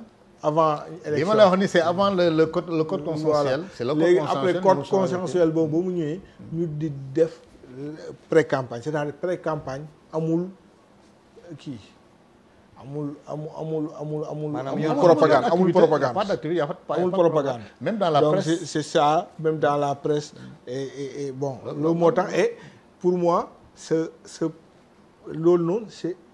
une lutte pour les Sénégalais défendre am loolu. Maintenant, sans lutter, cette opposition-là a un président qui ne fait pas ça. En tout cas, pour le moment, il ne le fait pas. On ne sait pas de quoi demain sera fait, mais bon, espérons que ça va se poursuivre. Effectivement, la rupture et puis la différence entre politico-économique du président Macky Sall et politico-économique bu Diomaye te li ñu gis nii vraiment différence am na li ñu gis démb ak tey gum comme ni ko doyen daal di waxee bu ñu jógee ci président Bassirou Diomaye Faye dañuy ñëw ci ancien ou ex-président de la République du Sénégal Macky Sall ci coow li nga xamante ni lëmbe na Sénégal yaa ngi reede lëmbe na Sénégal ndax gis nañ ni bi mu génnee ba léegi c'est l'absent le plus présent déjà ñaareel bi mooy fu mu dégg wala boog fu ñu dégg ñu ne am na kuréel gu fa taxaw ñu ni dafa bëgg a samp comme ni ko bëri di waxee ñuy loolu nag njort la waxuñ ni lu nekk la wala waaye supposé ni dafa bëgg a nekk secrétaire général ci boppu mbootaayu xeet yi ba mu amee nag gis nañ ni xam nga lu ma lay wax. fel na ma aywa Macky Sall président Macky Sall xoola xam na ni munul te du nekk secrétaire général ONU lenn la bëgg nekk dafa bëgg a nekkaat président Sénégal tout ce qu'il fait là c'est une stratégie de communication pour dire aux Sénégalais yéen a ma demoon namm ngeen ma tout simplement il est en train de dérouler il est en train de dérouler moi je sens pas sa présence man je sens pas sa présence peut-être non moi je sens pas moi je discute pas dans la presse en fait je le sens pas tu sais pourquoi je le sens pas il fait pas l'actualité brûlante non il fait pas il fait l'actualité politicienne peut-être. Il ne fait pas l'actualité politique. Ouais, non, il ne fait pas l'actualité. On veut l'imposer dans l'actualité, mais en réalité... Mais il ne fait pas cette actualité. Benen bi, président Macky Sall, pour moi, il faut voir Sénégalais. Nous avons un déficit de presque 100%. C'est ce que nous avons Sénégal. Président Macky Sall, qui n'est non, en fait, il faut voir... En fait, man... Il y a des gens qui vont suivre ça, ils le communiquent.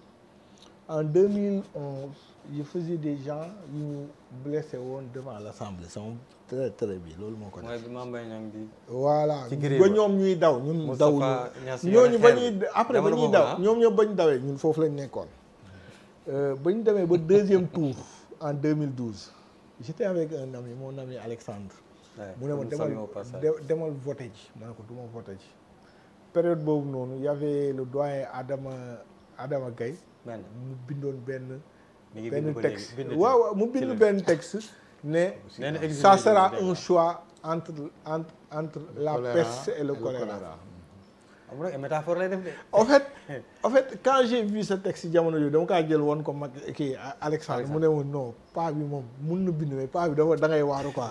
il faut voter man j'avais pris de ne pas voter parce que kii doyuma woon man personnellement c'était parce que tout simplement moi j'ai connu Macky Sall en 2001 le jour il votait sans carte d'identité.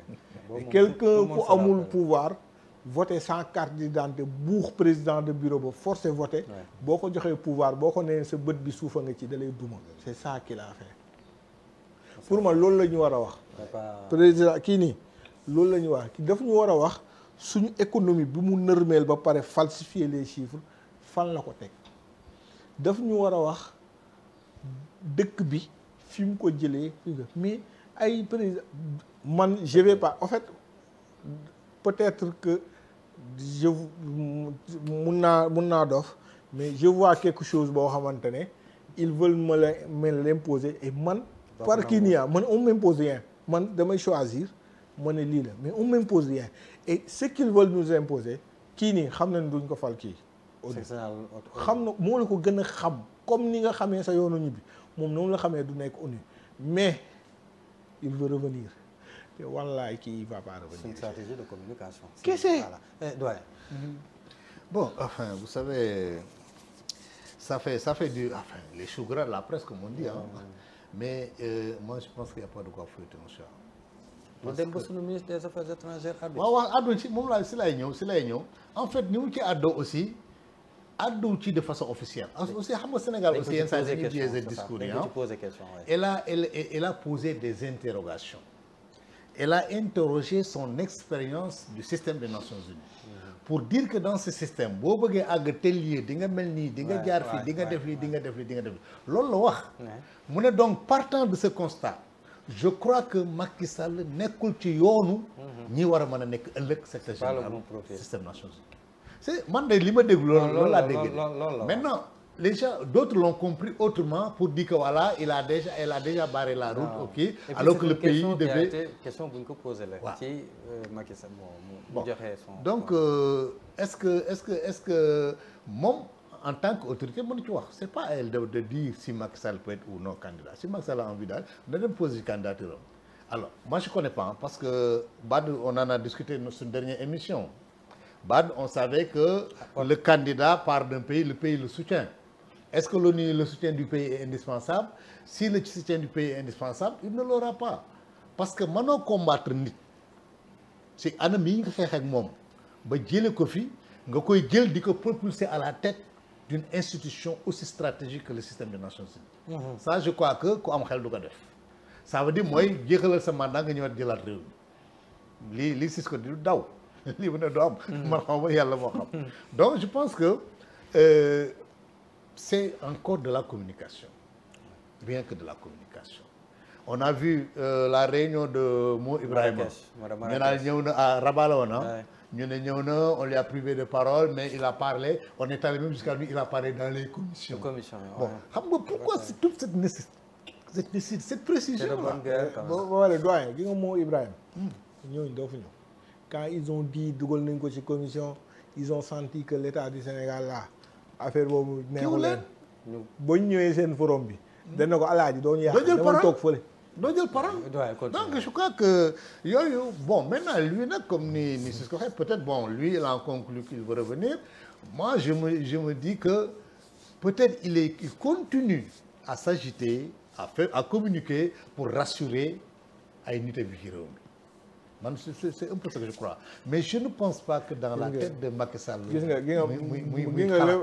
nga en fait. pourquoi je supposé lañu wax non pourquoi je man loolu gis nga ONU. pour moi c'est supposé li ma lay wax nii. sama analyse personnelle la mun naa jum. xam nga dama lay jox benn exemple. gis nga président Macky Sall avant moo dem ñaari affaire il n'a jamais voulu partir quand il nous disait woy man soxlaatuma seen réew dama bëgg dem boobu la gën a bëgg. waaw boobu la gën a bëgg parce que bu fa tolloon dëgg du ko wax Senghor ba mu fa tollee wax ko daa xëy dem yoonam beneen bi Sonko ba mu génnee il a révélé il a dit ñi mu doon yónni ci moom fexe leen ba bu mu démissionné parce que l'objectif de ces stratèges c'était mu démissionné bu démissionné woon président assemblée day yor état bi 6 mois. Pourtant c'est la charpente qui était dessinée. Pour te dire la stratégie du gars qui était à Cap Manuel. Comment il est stratège. La charpente qui était dessinée mooy bu ñu yegsee ba foofu 3e mandat mënul am day démissionné kenn jël kële jël. intérim 3 mois bu ñëwaatee mandat bu bees lay am du nekk 3e mandat. Est-ce que yaa ngi comprendre? Est-ce que yaa ngi comprendre? C'était ça. Mais le jour d'échec là de kii moo ko yàq quand il est parti frustré te kii moo ne moom je te dis dama lay analyser le Macky Sall moom rek laa xam ça Ahmed tu peux le deviner hein. Macky Sall il est parti frustré ba muy dem wanul sax nit ñi ginnaaw dafa taxaw ci buntu palais bi naan na waa ji ñëw ma dem waay booy seet beneen moom moo toog wax mu ne ñoom seen famille ay guerrier lañ ku leen dóor dañuy fayu. C'est ce que je peux te dire Ahmed. Pour te dire qu'il est parti frustré yow doo xëyee hors Sénégal nga dëkk Sénégal am fi kër am fi njaboot manoo sax def passation à boobu vers 14h 15h si je ne me trompe manoo sax toog doge sa kër xëy tranquillement sangu ba set jël sa avion dem sa yoon. dafa sonn rek xëy na. Non, en fait, non, je vous dis, je ne vois rien qui l'empêchait impose. de jël temps bu doon dem tourner avec ses fonctions. muy dem mission. dem visite officielle dans un pays. Bon, on l'attend à tel, on peut comprendre. dafa am Nations Unies bu ootee dafa war a dem on comprend. am na comme li daloon Abdou Diouf en 2000. mu pare mu Abdoulaye Wade war a dem. OIA mu confier ko mission bi boobu on peut d'accord. mais bii pas même ça s'est pas passé le même jour ça. waaw mais bii pas. le gars li tax ma toog sama kër ñu toggoon ndogu ba 14h 15h. ma ne damay voyager bàyyi fa ndogu bi te voyage bi sama coobare bopp la dépendre. y a aucune obligation. mais est-ce que loolu aussi ñoom Sonko moo ko waxoon baal leen ma Diomaye président Diomaye moo ko waxoon ni ko jarul ngay dogu demal. jël avion je crois Diomaye n'a pas ce droit. Diomaye n'a pas le droit de lui dire où il passe la nuit et où il va prendre son ndogu. J'y crois pas gis nga man dama l'aurait jamais fait. mais jamono boobu nekk na président ah. même bu nekkee président mais président la ni moom il n'a pas le droit de te dire yow doo ndekkee sa kër. Le droit de Macky Sall à séjourner ici. kon nag nangu leen Macky Sall parax beeg mer beeg dem. waaw moo tax ma ne la moo tax mer bi Sénégal yi. non Ahmed mooy frustration bi c'est là je dis. il est frustré. et je te dis. dinañ ci waxaat fii ak quelques années fii ak ñaari at. Macky Sall mi li nekk ci boppam. mooy dellu gis nga dafa am une stratégie de communication bu nekk di kii xoolal ñun nee naa la ñun ay techniciens de la communication lañ. man ça dama koy di wax fièrement parce que nit ñi ba ñuy jàng ji mécanicien ak maçon ak tailleur ak droit gis nga ñiy jàng droit ba jàpp ne ñoo ëpp ñëpp xam-xam bu ñu toogee techniquement ñu jàngal ma droit techniquement moo jàngal leen communication man du loolu laa gëm sama métier mais je te dis y a une communication qu'il est en train de dérouler ici dans ce pays boo xamante ne ñi ngi nekk di liggéey pour ça Macky Sall faal bëggul ONU xam ne du fa falu xam nga wallahi moo la falu xam ne ni il n'a pas zéro profil ba pare beneen bi pour mu falu foofu dafa war a ñëw am l'onction de son pays moo tax ma doon poser question est-ce que on a yooyu yëpp xam na donc ce qu'il est en train d'agiter c'est pas pour ça mais c'est pour 2029. Merci. na ñëw gaa yaa ngi fi boo yaa ngi fi indien yaa ngi fi.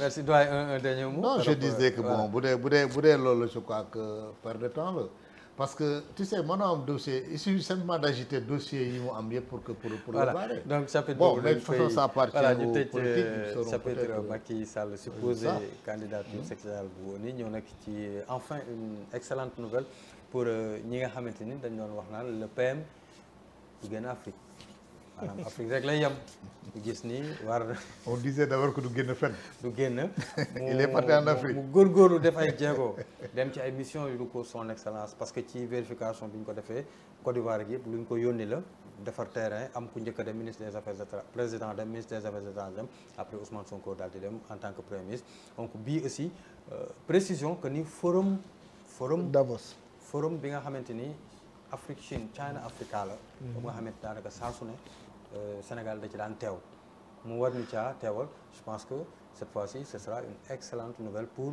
ñi nga xamante ni dañu toog ci ginnaaw naan du génn du dem kon bii yoon nag ñu baal ma Ahmed Ndiaye dina dem. waaw mais en fait qu'est-ce qui peut amener un Sénégalais qu'est-ce qui peut amener un Sénégalais à dire que suñu premier ministre sañu la dem fenn lan moo war a am indi un Sénégalais à cette réflexion. loolu dama koy bañ a tegaat ci table ji daf ñuy kiiwaat. ñëpp xam nañ ni am na lu fi xewoon am ñu njort ni looloo tax du dem. Donc on peut continuer. Bon, voilà. Alors sur ces visites-là, moi je crois que sorti mu def yëpp c'est des sortes stratégiques. Lépp li mu dem xoolal Côte d'Ivoire. Stratégique en quel sens? Oui, stratégique du point de vue économique et même sécuritaire. Sonko li lay dox économie sécurité ñaar yooyu moo ko yëkkati fi mu ne li muy dox lépp loolu économie sécurité. Côte d'Ivoire dem na fa.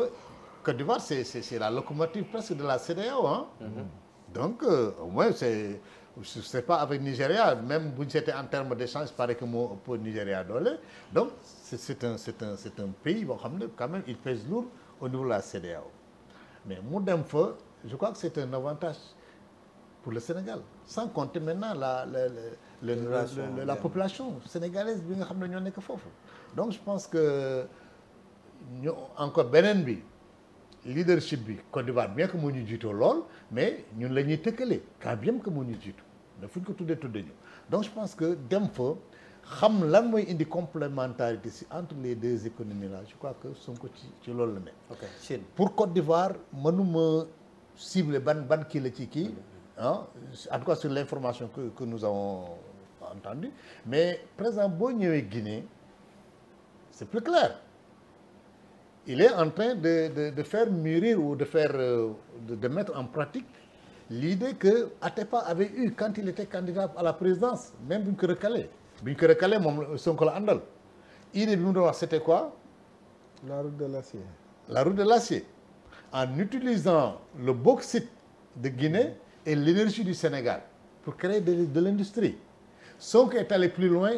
Pour l'acier, il est allé jusqu'en Sierra Leone.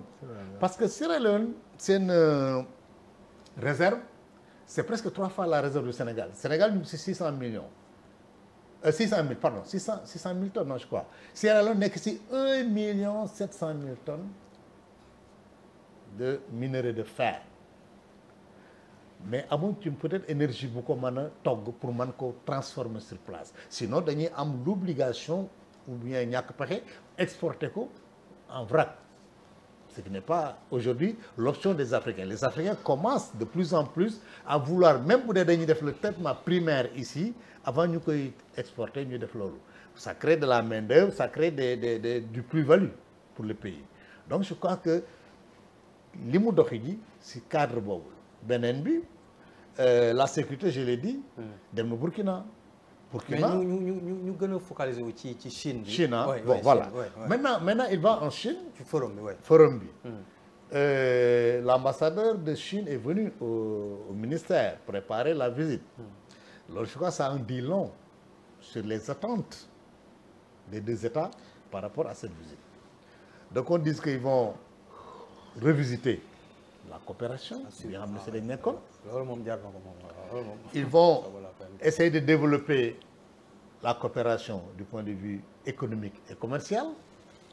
Troisièmement, ils vont explorer des secteurs stratégiques yoo xam ne fa la ñu war a mën a développer le prochain partenariat. Et le tout va contribuer à raffermir l'amitié chino-sénégalaise.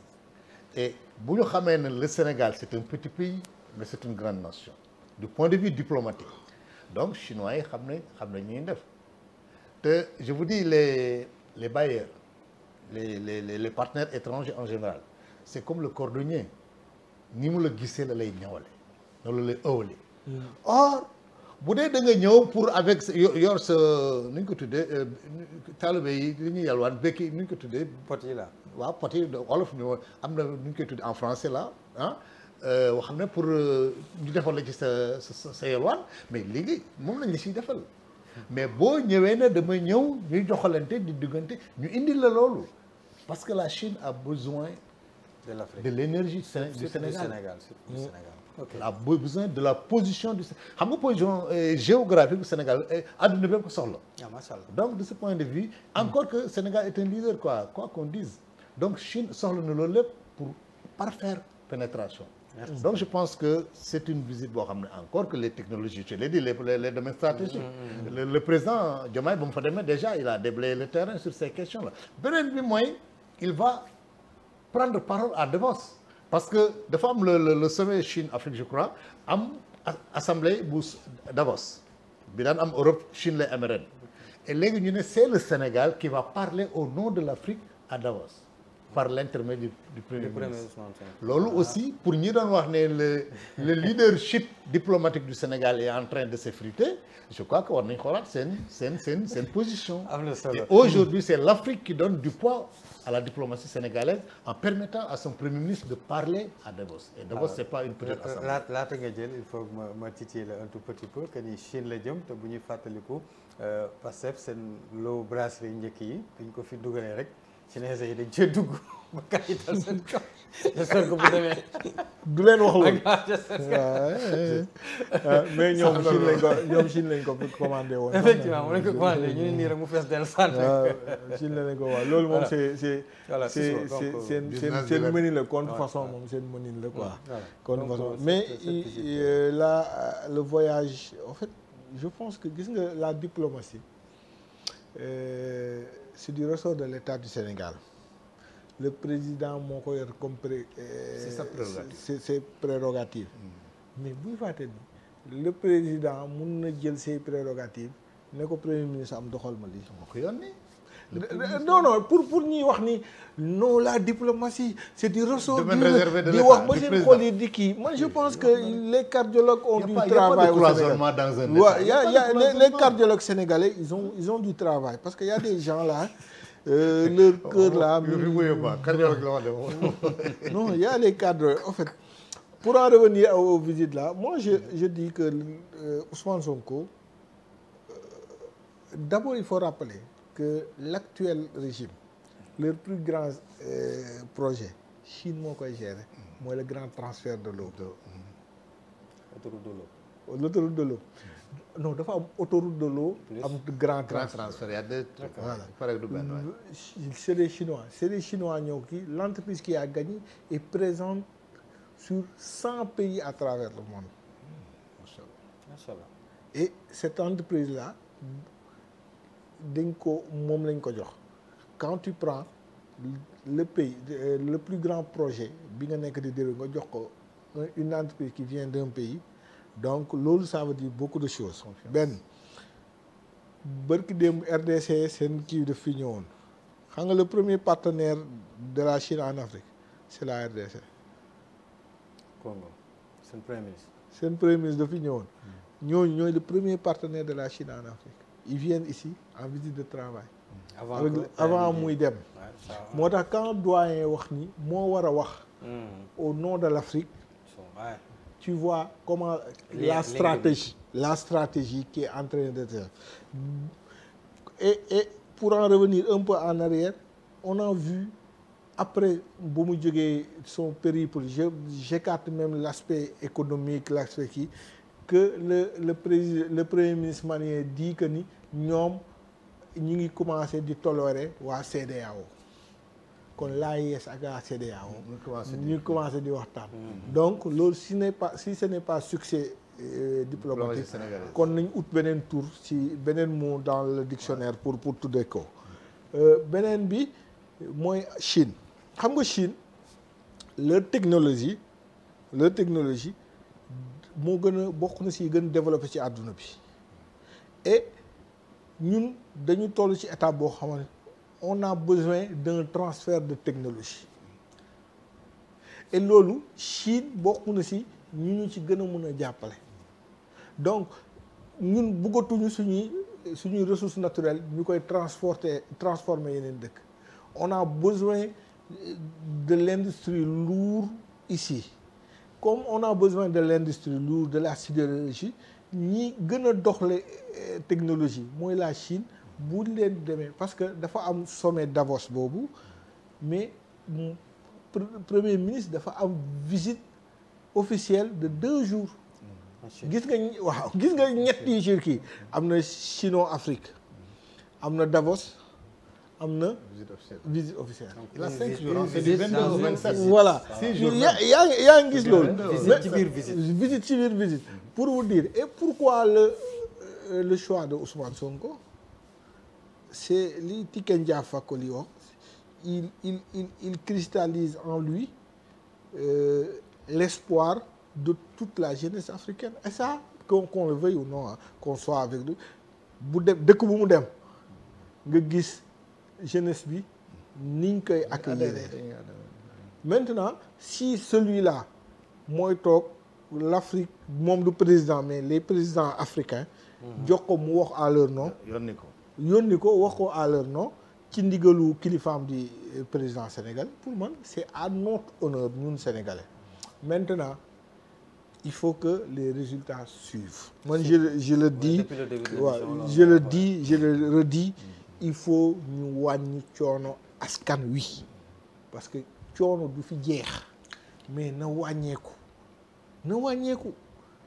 et ñoom dafa am benn défi bu ñu am mooy jeunesse bi da leen jox nopp surtout jox bopp Ousmane Sonko moo fi toog ne jeunes yu bëri désactivé naa leen ñu désactivé wu nii comme bouton ça c'est nii rek quoi waaw comme noonu désactivé rek ñëpp ne woo c'est-à-dire ils se sont désactivés ça pour man force la bu ñu war a jël mettre que ci liggéeyu askan wi c'est-à-dire man je m'attends même à ce que Ousmane Sonko jël vacances gouvernementales dem vacances agricoles ànd ak les jeunes sénégalais dem vacances agricoles tu verras les jeunes dem bayi et ñun on a des terres on a des bras maanaam leadership bi nga bëgg mu koy voilà mu koy utiliser on a ça gis nga nous on a rien à prouver à qui que ce soit lu ñu war a prouver ñun ñoo koy prouver suñu bopp nañu fexe suñu askan gëm ni li muy lekk moo koy liggéey li muy sol moo koy liggéey waaw bu ñu tëddee te dafa am benn kii agro écologue buy wax benn wax mu ne nit ku nekk fa nga nekk li ngay la fa nekk nga war a lekk kooku il a bien rimé waaw nit ku nekk fa nga nekk la fa nekk nga war a lekk donc yooyu buñ ko defee su ma woon xam ne rappeur naa yow on aura une population plus saine bu gën a wér ñu mën a liggéey parce que on a une jeunesse vaillante macha allah pour conclure ci ponk visite bi doyen bon visite bi comme il a dit je crois que looy dox rek li ci am solo mooy njeexital bi surtout et je crois que la finalité de toutes ces visites à l'étranger c'est que mu am ñu ressentir ko dans le pays et je crois qu'on peut garder l'espoir c'est vrai nag le développement n'est pas une affaire de jours ou de mois ou peut-être même d'années ça va demander peut-être des décennies mais li ci ëpp solo mooy ce recentrage bi ñu def ba nga xam ne léegi nous pensons d'abord nous-mêmes avant de penser aux autres. Quand je dis nous, ce n'est pas nous seulement sénégalais mais nous africains et dans leur stratégie vous voyez ils ont commencé à développer leur diplomatie de proche en proche fan la njëkk de Mauritanie Gambie Guinée-Bissau te bu ñu dem Europe de te bu ñu dem Afrique centrale après ñu commencé étaler Côte d'Ivoire tu as depuis maintenant c'est RDC qui arrive on est en Afrique centrale et bientôt on va aller au nord et on va aller au sud. bala nga def link ci kaw def link. Voilà. Donc c'est vous dire que maintenant dans cette recherche d'autonomie, je pense que on a besoin de tout le monde. te gis nga nit bu xamee fu force am tollu rek pour mu xeex gagner day yomb parce que na xam lan la mën a dépenser ak lan la mënul def parce que nit du joxe lu mu amul. macha allah macha allah. Donc je pense que ils sont sur une voie boo xam ne nag man na malheureusement nag en face y a beaucoup de bruit. Mais ça ne doit pas gêner. C'est dans l'ordre c'est dans l'ordre des choses. Et puis d'ailleurs ça les maintient éveillés. Parce que s'il n'y avait pas assez de bruit ils se seraient endormis peut-être. Donc je crois que c'est très bien comme ça. Et nous pouvons garder l'espoir. Pas pour nous mais pour toute l'Afrique. Parce que je crois que su Sénélec mënee gagner fii un marché en RDC dans un domaine aussi stratégique que l'énergie, ça veut dire que nous avons un potentiel. Et ce n'est pas la première. SD daan gagné ay marché à Congo beneen Congo bi. ok yàlla baax na ci visite bi kon nag comme ni ngeen ko waxee rek ni retombé yi du ñu jeexal laata ñu ñëw ci coup de cœur wala coup de gueule bi loolu so dañu ñëw ci benn actualité boo xamante ni bu ma bàyyi woon bokkul sax ci protocole mais bu ma bàyyi woon mu jàll ci boppam Sissoko mi daal Sonko rek la Sissoko mi mooy jàpp sama nopp bi ni ma kaay duggaat nga indiwaat point boobu muy Aïssatou Diop Fall vs Aliou Sall Aïssatou Diop Fall vs Aliou Sall ministre de la communication. C'est-à-dire li tax ma indiwaat ko mooy ci njëlbeen am na lu ñu wax ba Cisco c'est la 3e fois ci émission nga démontrer ma ni ma rupture am na justice mi ngi def liggéeyam. Kaaw Aïssatou Diop Fall xam nga ñun nag yàgguñu Sénégal nag ñun yàgguñu fi mais ay doomu mag lañ ñun yàgguñu Sénégal mais ay doomu mag lañ kii am na ñoom boo leen yeewoon ne am na benn patron de presse bu porte plainte bu clamé état justice jox ko de dana am na déedéet du Sénégal beneen dëkk la c'est sûr.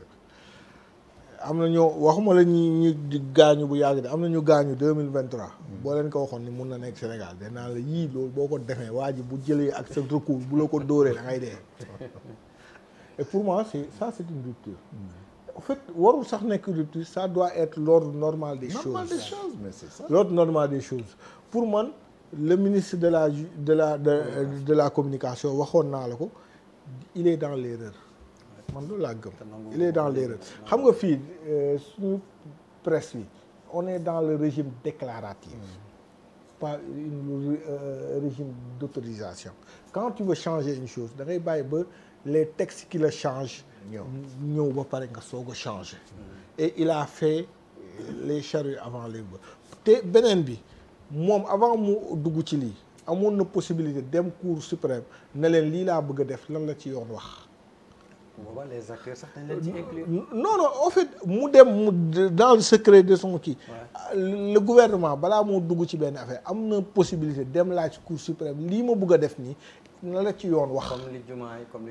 comme li Diomaye def loolu mun na nekk parce que bu ñu fàtte ni gouvernement maintenant mu dem maintenant bu ko Aïssatou Diop Fall kii c'est de bonne guerre pour elle mais je dis et moom sax Ahmed mi moo koy fàttali ne moom sax ba muy tijji nee na justice moo am ndam justice bu amee ndam rek moom bu mu yuuxu ndam kee bu mu sëgg gàcce ne jàpp ni Sénégal am na ndam parce que xam nga lu wax Sénégal am man dama jàpp ni je suis très virulent contre les patrons de presse Ahmed xam na ci dara très virulent mais dama jàpp ni le ministre là dafa waroon jiital waxtaan gis nga parti politique yii président wax na ko keroog xam na ni sur 314 si baax sur 386 14 si baax mais xëy supprimer yëpp daf leen woo waxtaan ceux-là des partis politiques ne sont pas plus dignes ou plus sénégalais que nous les gens de la presse. Ouais, rapidement. waaw mais comme ni ma ko waxee ku mu neex nga ne changement amul mais ko xool Sénégal lu muy doxee nga xam ne quand même y a des choses qui bougent des dossiers yoo xam ne dañ koy yóbbu actuellement flagrant délit dañ ko yóbbu instruction des particuliers qui attaquent l'État et à qui la justice donne raison et parfois aussi je me surprends à entendre certaines personnes dire que waaw lu tax président demandé wul lii justice bi ça veut dire qu'ils sont en train d'enfreindre la liberté, enfin la séparation des pouvoirs. Donc c'est ça. Ce qui est clair aujourd'hui, c'est que la séparation des pouvoirs est effective au Sénégal. Elle est effective. Elle est effective. Donc je pense que c'est une rupture et c'est un changement. Et au regard de tous ces changements qui sont en train d'être, en tout cas d'être initiés au Sénégal, déjà la réforme de la justice, le dialogue politique et tout ça, ça dénote qu'on veut aller vers un autre Sénégal où chacun se sentirait chez lui et chacun aurait les mêmes droits que les autres. Et je crois que bu ñu àggee foofu ça veut dire que mooy li mu wax rek c'est le peuple qui gagne, ce n'est pas un particulier qui a gagné, c'est notre État qui a gagné et l'État c'est nous tous. Donc yeneen patron de presse yi xam ngeen li ngeen war a def Aïssatou Diop Fall joxe na yoon jël leen bosam bi mu def yeneen ngeen est en justice ministre pour de bons avocats et puis topp ko je pense que c'est ça parce que moom depuis le début quand même bàyyiwul à la accu la doon def donc à la accu bi mu def ñi des def na en fait xam nga moom son combat ce n'est pas seulement pour la presse son combat c'est un combat personnel contre les gens du régime ça il faut le lui concéder je le lui concède et j'avoue que bu doon man peut-être du ma ko def mais ça l'engage et dama ko elle a raison dama ko koy nangul mais maintenant ce qu'il faut dire mooy ces patrons de presse yi ngay wax nii ñuy wër di jooy plateau nee leen wax leen nañuy fay booy yi correctement wax leen nañuy signer contrat les contrats yu baax les boy reporters là wax leen fii la Reporters sans frontières nee na ba mu defee kii ñi am contrat matuñu 20%. C'est de l'exploitation. C'est de l'esclavage. C'est de l'esclavage. Et c'est de l'esclavage pur et dur, pas journaliste, pur et dur. Demal dans les rédactions là, da nga yërëm xale yi. En fait, moi je suis un peu hors des rédactions.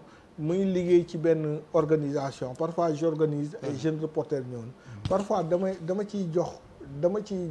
jéem a jàppale ñoo xamante ne sax je sais que du ñu traité sama information mais xam naa li ñu dund je l'ai vécu dans ce pays là am na patron de presse qui se dit milliardaire dans ce pays ki fi yoreel ay journalistes 40 mois sans salaire 40 mois de salaire et moi j'en fais partie 40 mois de salaire fii Sénégal fii. Comment on peut travailler 40 mois sans. non dama lay wax en fait c'est pas des mois yu tegloo nii. arrière voilà 40 mois de salaire.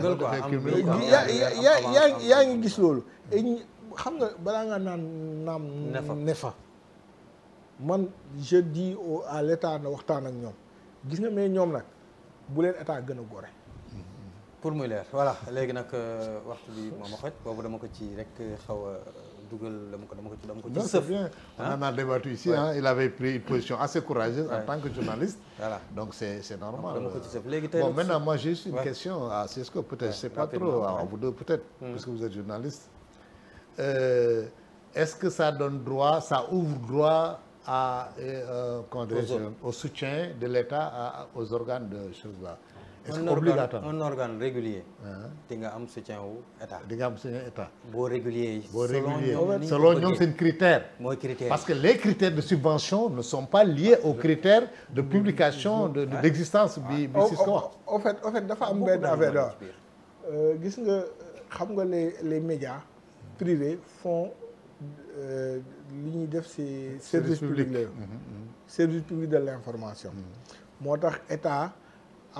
Avec le combat des trois mousquetaires Babacar Touré tonton Mamadou Amar Ndiaye ak nem si yàlla Sidi Lamine Niass ñu amoon ak les quatre mousquetaires ak le gars là dafa gaañu moom tamit waaye c'est bon j'oublie le nom ñu amoon aide à la presse aide à la presse boobu moo doon tax mu nekk subvention bu état di leen jox mais aide à la presse dafa war a am critère warul nekk fourre-tout par exemple man mënuma am sama page Facebook rek ñu may jox ay 20 millions 3 millions 20 millions 40 mais pendant ce temps mu am un groupe de presse comme Walfadjri ñu koy jox ay 3-7 millions yooyu noonu lañ ci war a kii maintenant nag ñun ñëpp d'accord nañ man Ahmed patron de presse yi ñun ñëpp d'accord nañ dañu war a assainir la presse parce que xam nañ ki ci bokk ak ku ci bokkul xam nañ li ci bokk ak li ci bokkul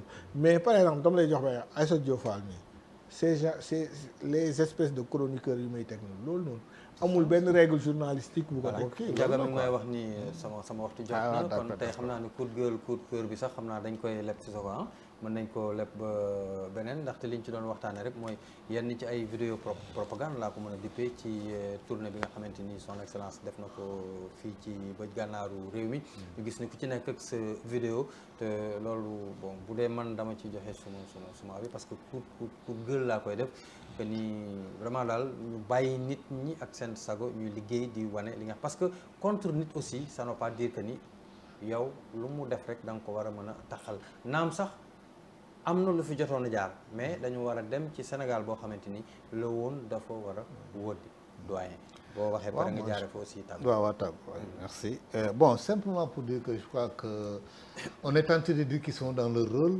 s'ils sont des opposants mais suñ koy def en tant que communicant c'est-à-dire en tant qu'homme de presse je crois que ils sont pas dans le rôle donc je crois que bu dee dañuy def propagande comme ni nga ko waxee parce que en fait je crois avoir entendu propagande bu dee propagande lañuy def c'est de la contre-propagande au contraire hein, qu'ils font contre donc un chef d'État qui est en train de faire une mission qui relève de ses prérogatives donc je pense que bu doon homme politique bi moo ko jël def ay image am di def de la contre-propagande je peux le comprendre mais si ça sort dans une presse régulière muy véhiculer un message en tout cas des faits des informations qui ne sont pas factuelles qui ne sont pas en tout cas en cohérence avec la réalité je crois que là il y a un problème et ça c'est le problème c'est le code de la presse qui doit en principe je l'ai pas lu mais qui en principe c'est ce que je connais des codes qui devrait pouvoir réguler cela mais maintenant su dee nag man la maa bokk parti góorgóorlu yi te da ànduma ak ñi ma def sama propagande yàqal waa ji bon on peut dire que c'est de bonne guerre mais quand même éthique am na en toute chose war nañ jiital éthique et que lu ñuy def rek xam ne suba c'est un autre jour day ñëw ñu war ko sóoraale aussi ah. mën nga fa jaaree aussi. waaw bon di tàggatoo donc suñu téléspectateurs yi di nuyu soxna si parce que au départ on a pas salué la madame bi ak képp bi macha allah ah sanse bi ak képp bi dama doon xaar. waaw mais là nag encore que lii moo fi jaar nag franchement parler bon waaye donc soo ne moo fi jaar moo jël xaalis bi mu jënd ko. macha allah donc moo fi jaar bon vraiment ñu sant ko ci gërëm ko ci. macha allah ma remercier ko bu baax. et di nuyu suñu téléspectateurs parce que j'ai un de mes neveux là mu ne mais donc ñu ngi lay suivre ça va ma ne ko alhamdulilah c'est ce qu'on attend de toute façon nous sommes là juste pour essayer de c'est Aziz non ça dit que mu ngi suivre Galaxy mu ngi suivre émission bi te xëy na gis na ci boppam Aziz Niang non Aziz on n'a plus communiqué ici avec depuis un temps je lui envoie les documents enfin les vidéos mais parfois sax dama koy fàtte en réalité comme yaay copain yaa ko war di envoyé bon mais c'est ici même dans le quartier je dis bon mais machallah bon dëgg bi da nga suivre yéen ciy gis seen bopp bon alhamdulilah ñun je crois que nous sommes là parce que comme ni ñu ko waxee woon rek dans une mission de si c'est y a pas répétition de transmission di ñu xam ñu jéem ko partager nit ñi xamuñu dara mais di ñu dund am un vécu partager ko nit ñi selon notre point de vue bon on n'est pas là pour satisfaire personne parce qu'on ne peut pas le faire mais nous sommes là pour essayer de répondre en tout cas aux questions qu'on nous pose avec le maximum d'objectivité possible voilà. Donc di remercier suñu camarade Cisco vraiment bon comme d'habitude je crois que il a toujours son paquet de sel et de poivre et c'est bien moi j'aime bien parce que xam nga nit da nga am conviction mais boo am sa conviction taxaw ci gëm ko dox ci man je crois que on peut rien lui reprocher il est cohérent dans ses positions et c'est ce qu'on demande vraiment à un homme de presse bon encore merci à Ahmed aussi je crois que teg na ma pression bi tey mais c'était pour la bonne cause avec la pluie oui c'est vrai non mais c'était juste un incident mais c'est rien du tout parce que j'étais pris vraiment c'est ko virgule bon man daal en fait dafa am benn aspect pour les puristes le journaliste ne traite que les faits rien que les faits on nous dit notre première leçon c'est les faits sont sacrés le commentaire est libre et dafa am ñaari choses yoo xam ne bokkul te du mus a bokk du mus a il y a le traitement de l'information et il y a la communication celui qui traite de l'information il ne communique pas celui qui communique il fait de la propagande mais propagande bi nag ak nu ñu ko mën a tuddee propagande la kii def information dafa war a yam ci information c'est-à-dire tu es lantinoor ngay nekk damay jël joxe même si bu dee su ma jëlee dinaa trianguler vérifier soo ko joxe mais du ma communiquer du ma nekk caisse de résonance et ça c'est pas bon pour notre respectabilité yooyu nañ ko moytu di gërëm la bu baax doyen kontaan ci bokkaat ak yow plateau idem pour Mohamed mais ñi may gën a gërëm mooy ñi nga xamante ne ñoo ñu suivre di jël patience di wax sama wax di déglu sama wax ju naqari ji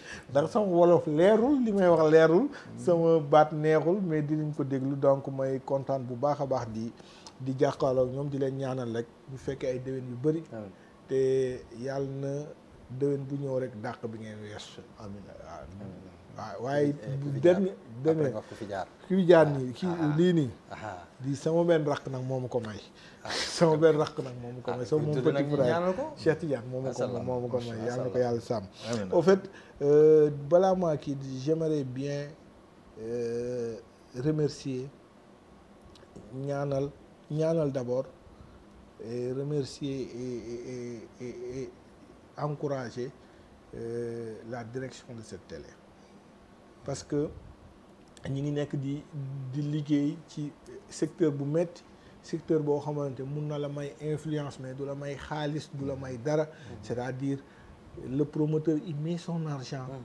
te du ci am dara mais courage la moo tax ça va faire bientôt 3 ans ñuy doxal lii muy metti muy neex ñu koy doxal mais bàyyiwul je les remercie parce que remercier la mooy ku jël ku ñàkk xeebu ku mel ni man di ko teg ci plateau kooku war na la remercier wante di leen ñaanal surtout le directeur Pape Mar di ko ñaanal di ko encourager ne ko fi nga téye foofu la bul bàyyi et toute l'équipe qui est avec lui Ndiaga sama xarit ñoom ñëpp di leen encourager di leen wax ni vous êtes sur la bonne route te incha allah day def nii rek mais du daanu on ira très loin inchallah voilà d'où l'importance de faire aussi un appel au ñi nga xamante ni ñoo yore seeni produits que ñu ñëw indi les publicités ici à Galaxy bu leen xaar di dafa cher bu ngeen ñëwee lu ngeen yore ci njëg rek ni ko Khalil di waxee naan borom gerte caaf bi sax bu indee 10 francs mën nañ ko defal publicité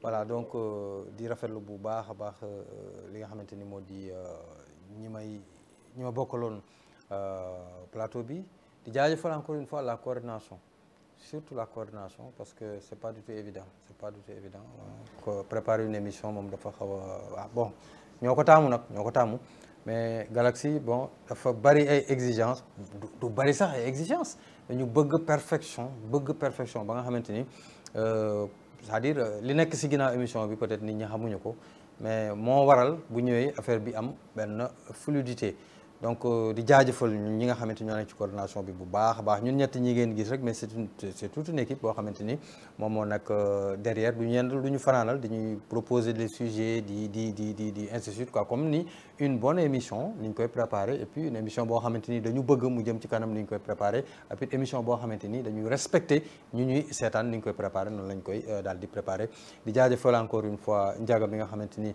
moom moo nekk ci réalisation bi laata ma leen di jox nag daje xanaa rek waxaat ki fi jaar defe naa dig ma ko may ak DG donc Daouda Dia moo ma solal nii di tailleur boo xam ne mi ngi nekk Marxatan atelier mi ngi nekk Nimzat doyen xam na ko ku bëgg ci ñaw bi ma sol nag da ngay woote ci 77 796 50 90 di sama jeune frère dëkk Marxatan kon nag ñu leen jox dég daje incha allah aljuma ci kàttanu borom bi jàmm ak jàmm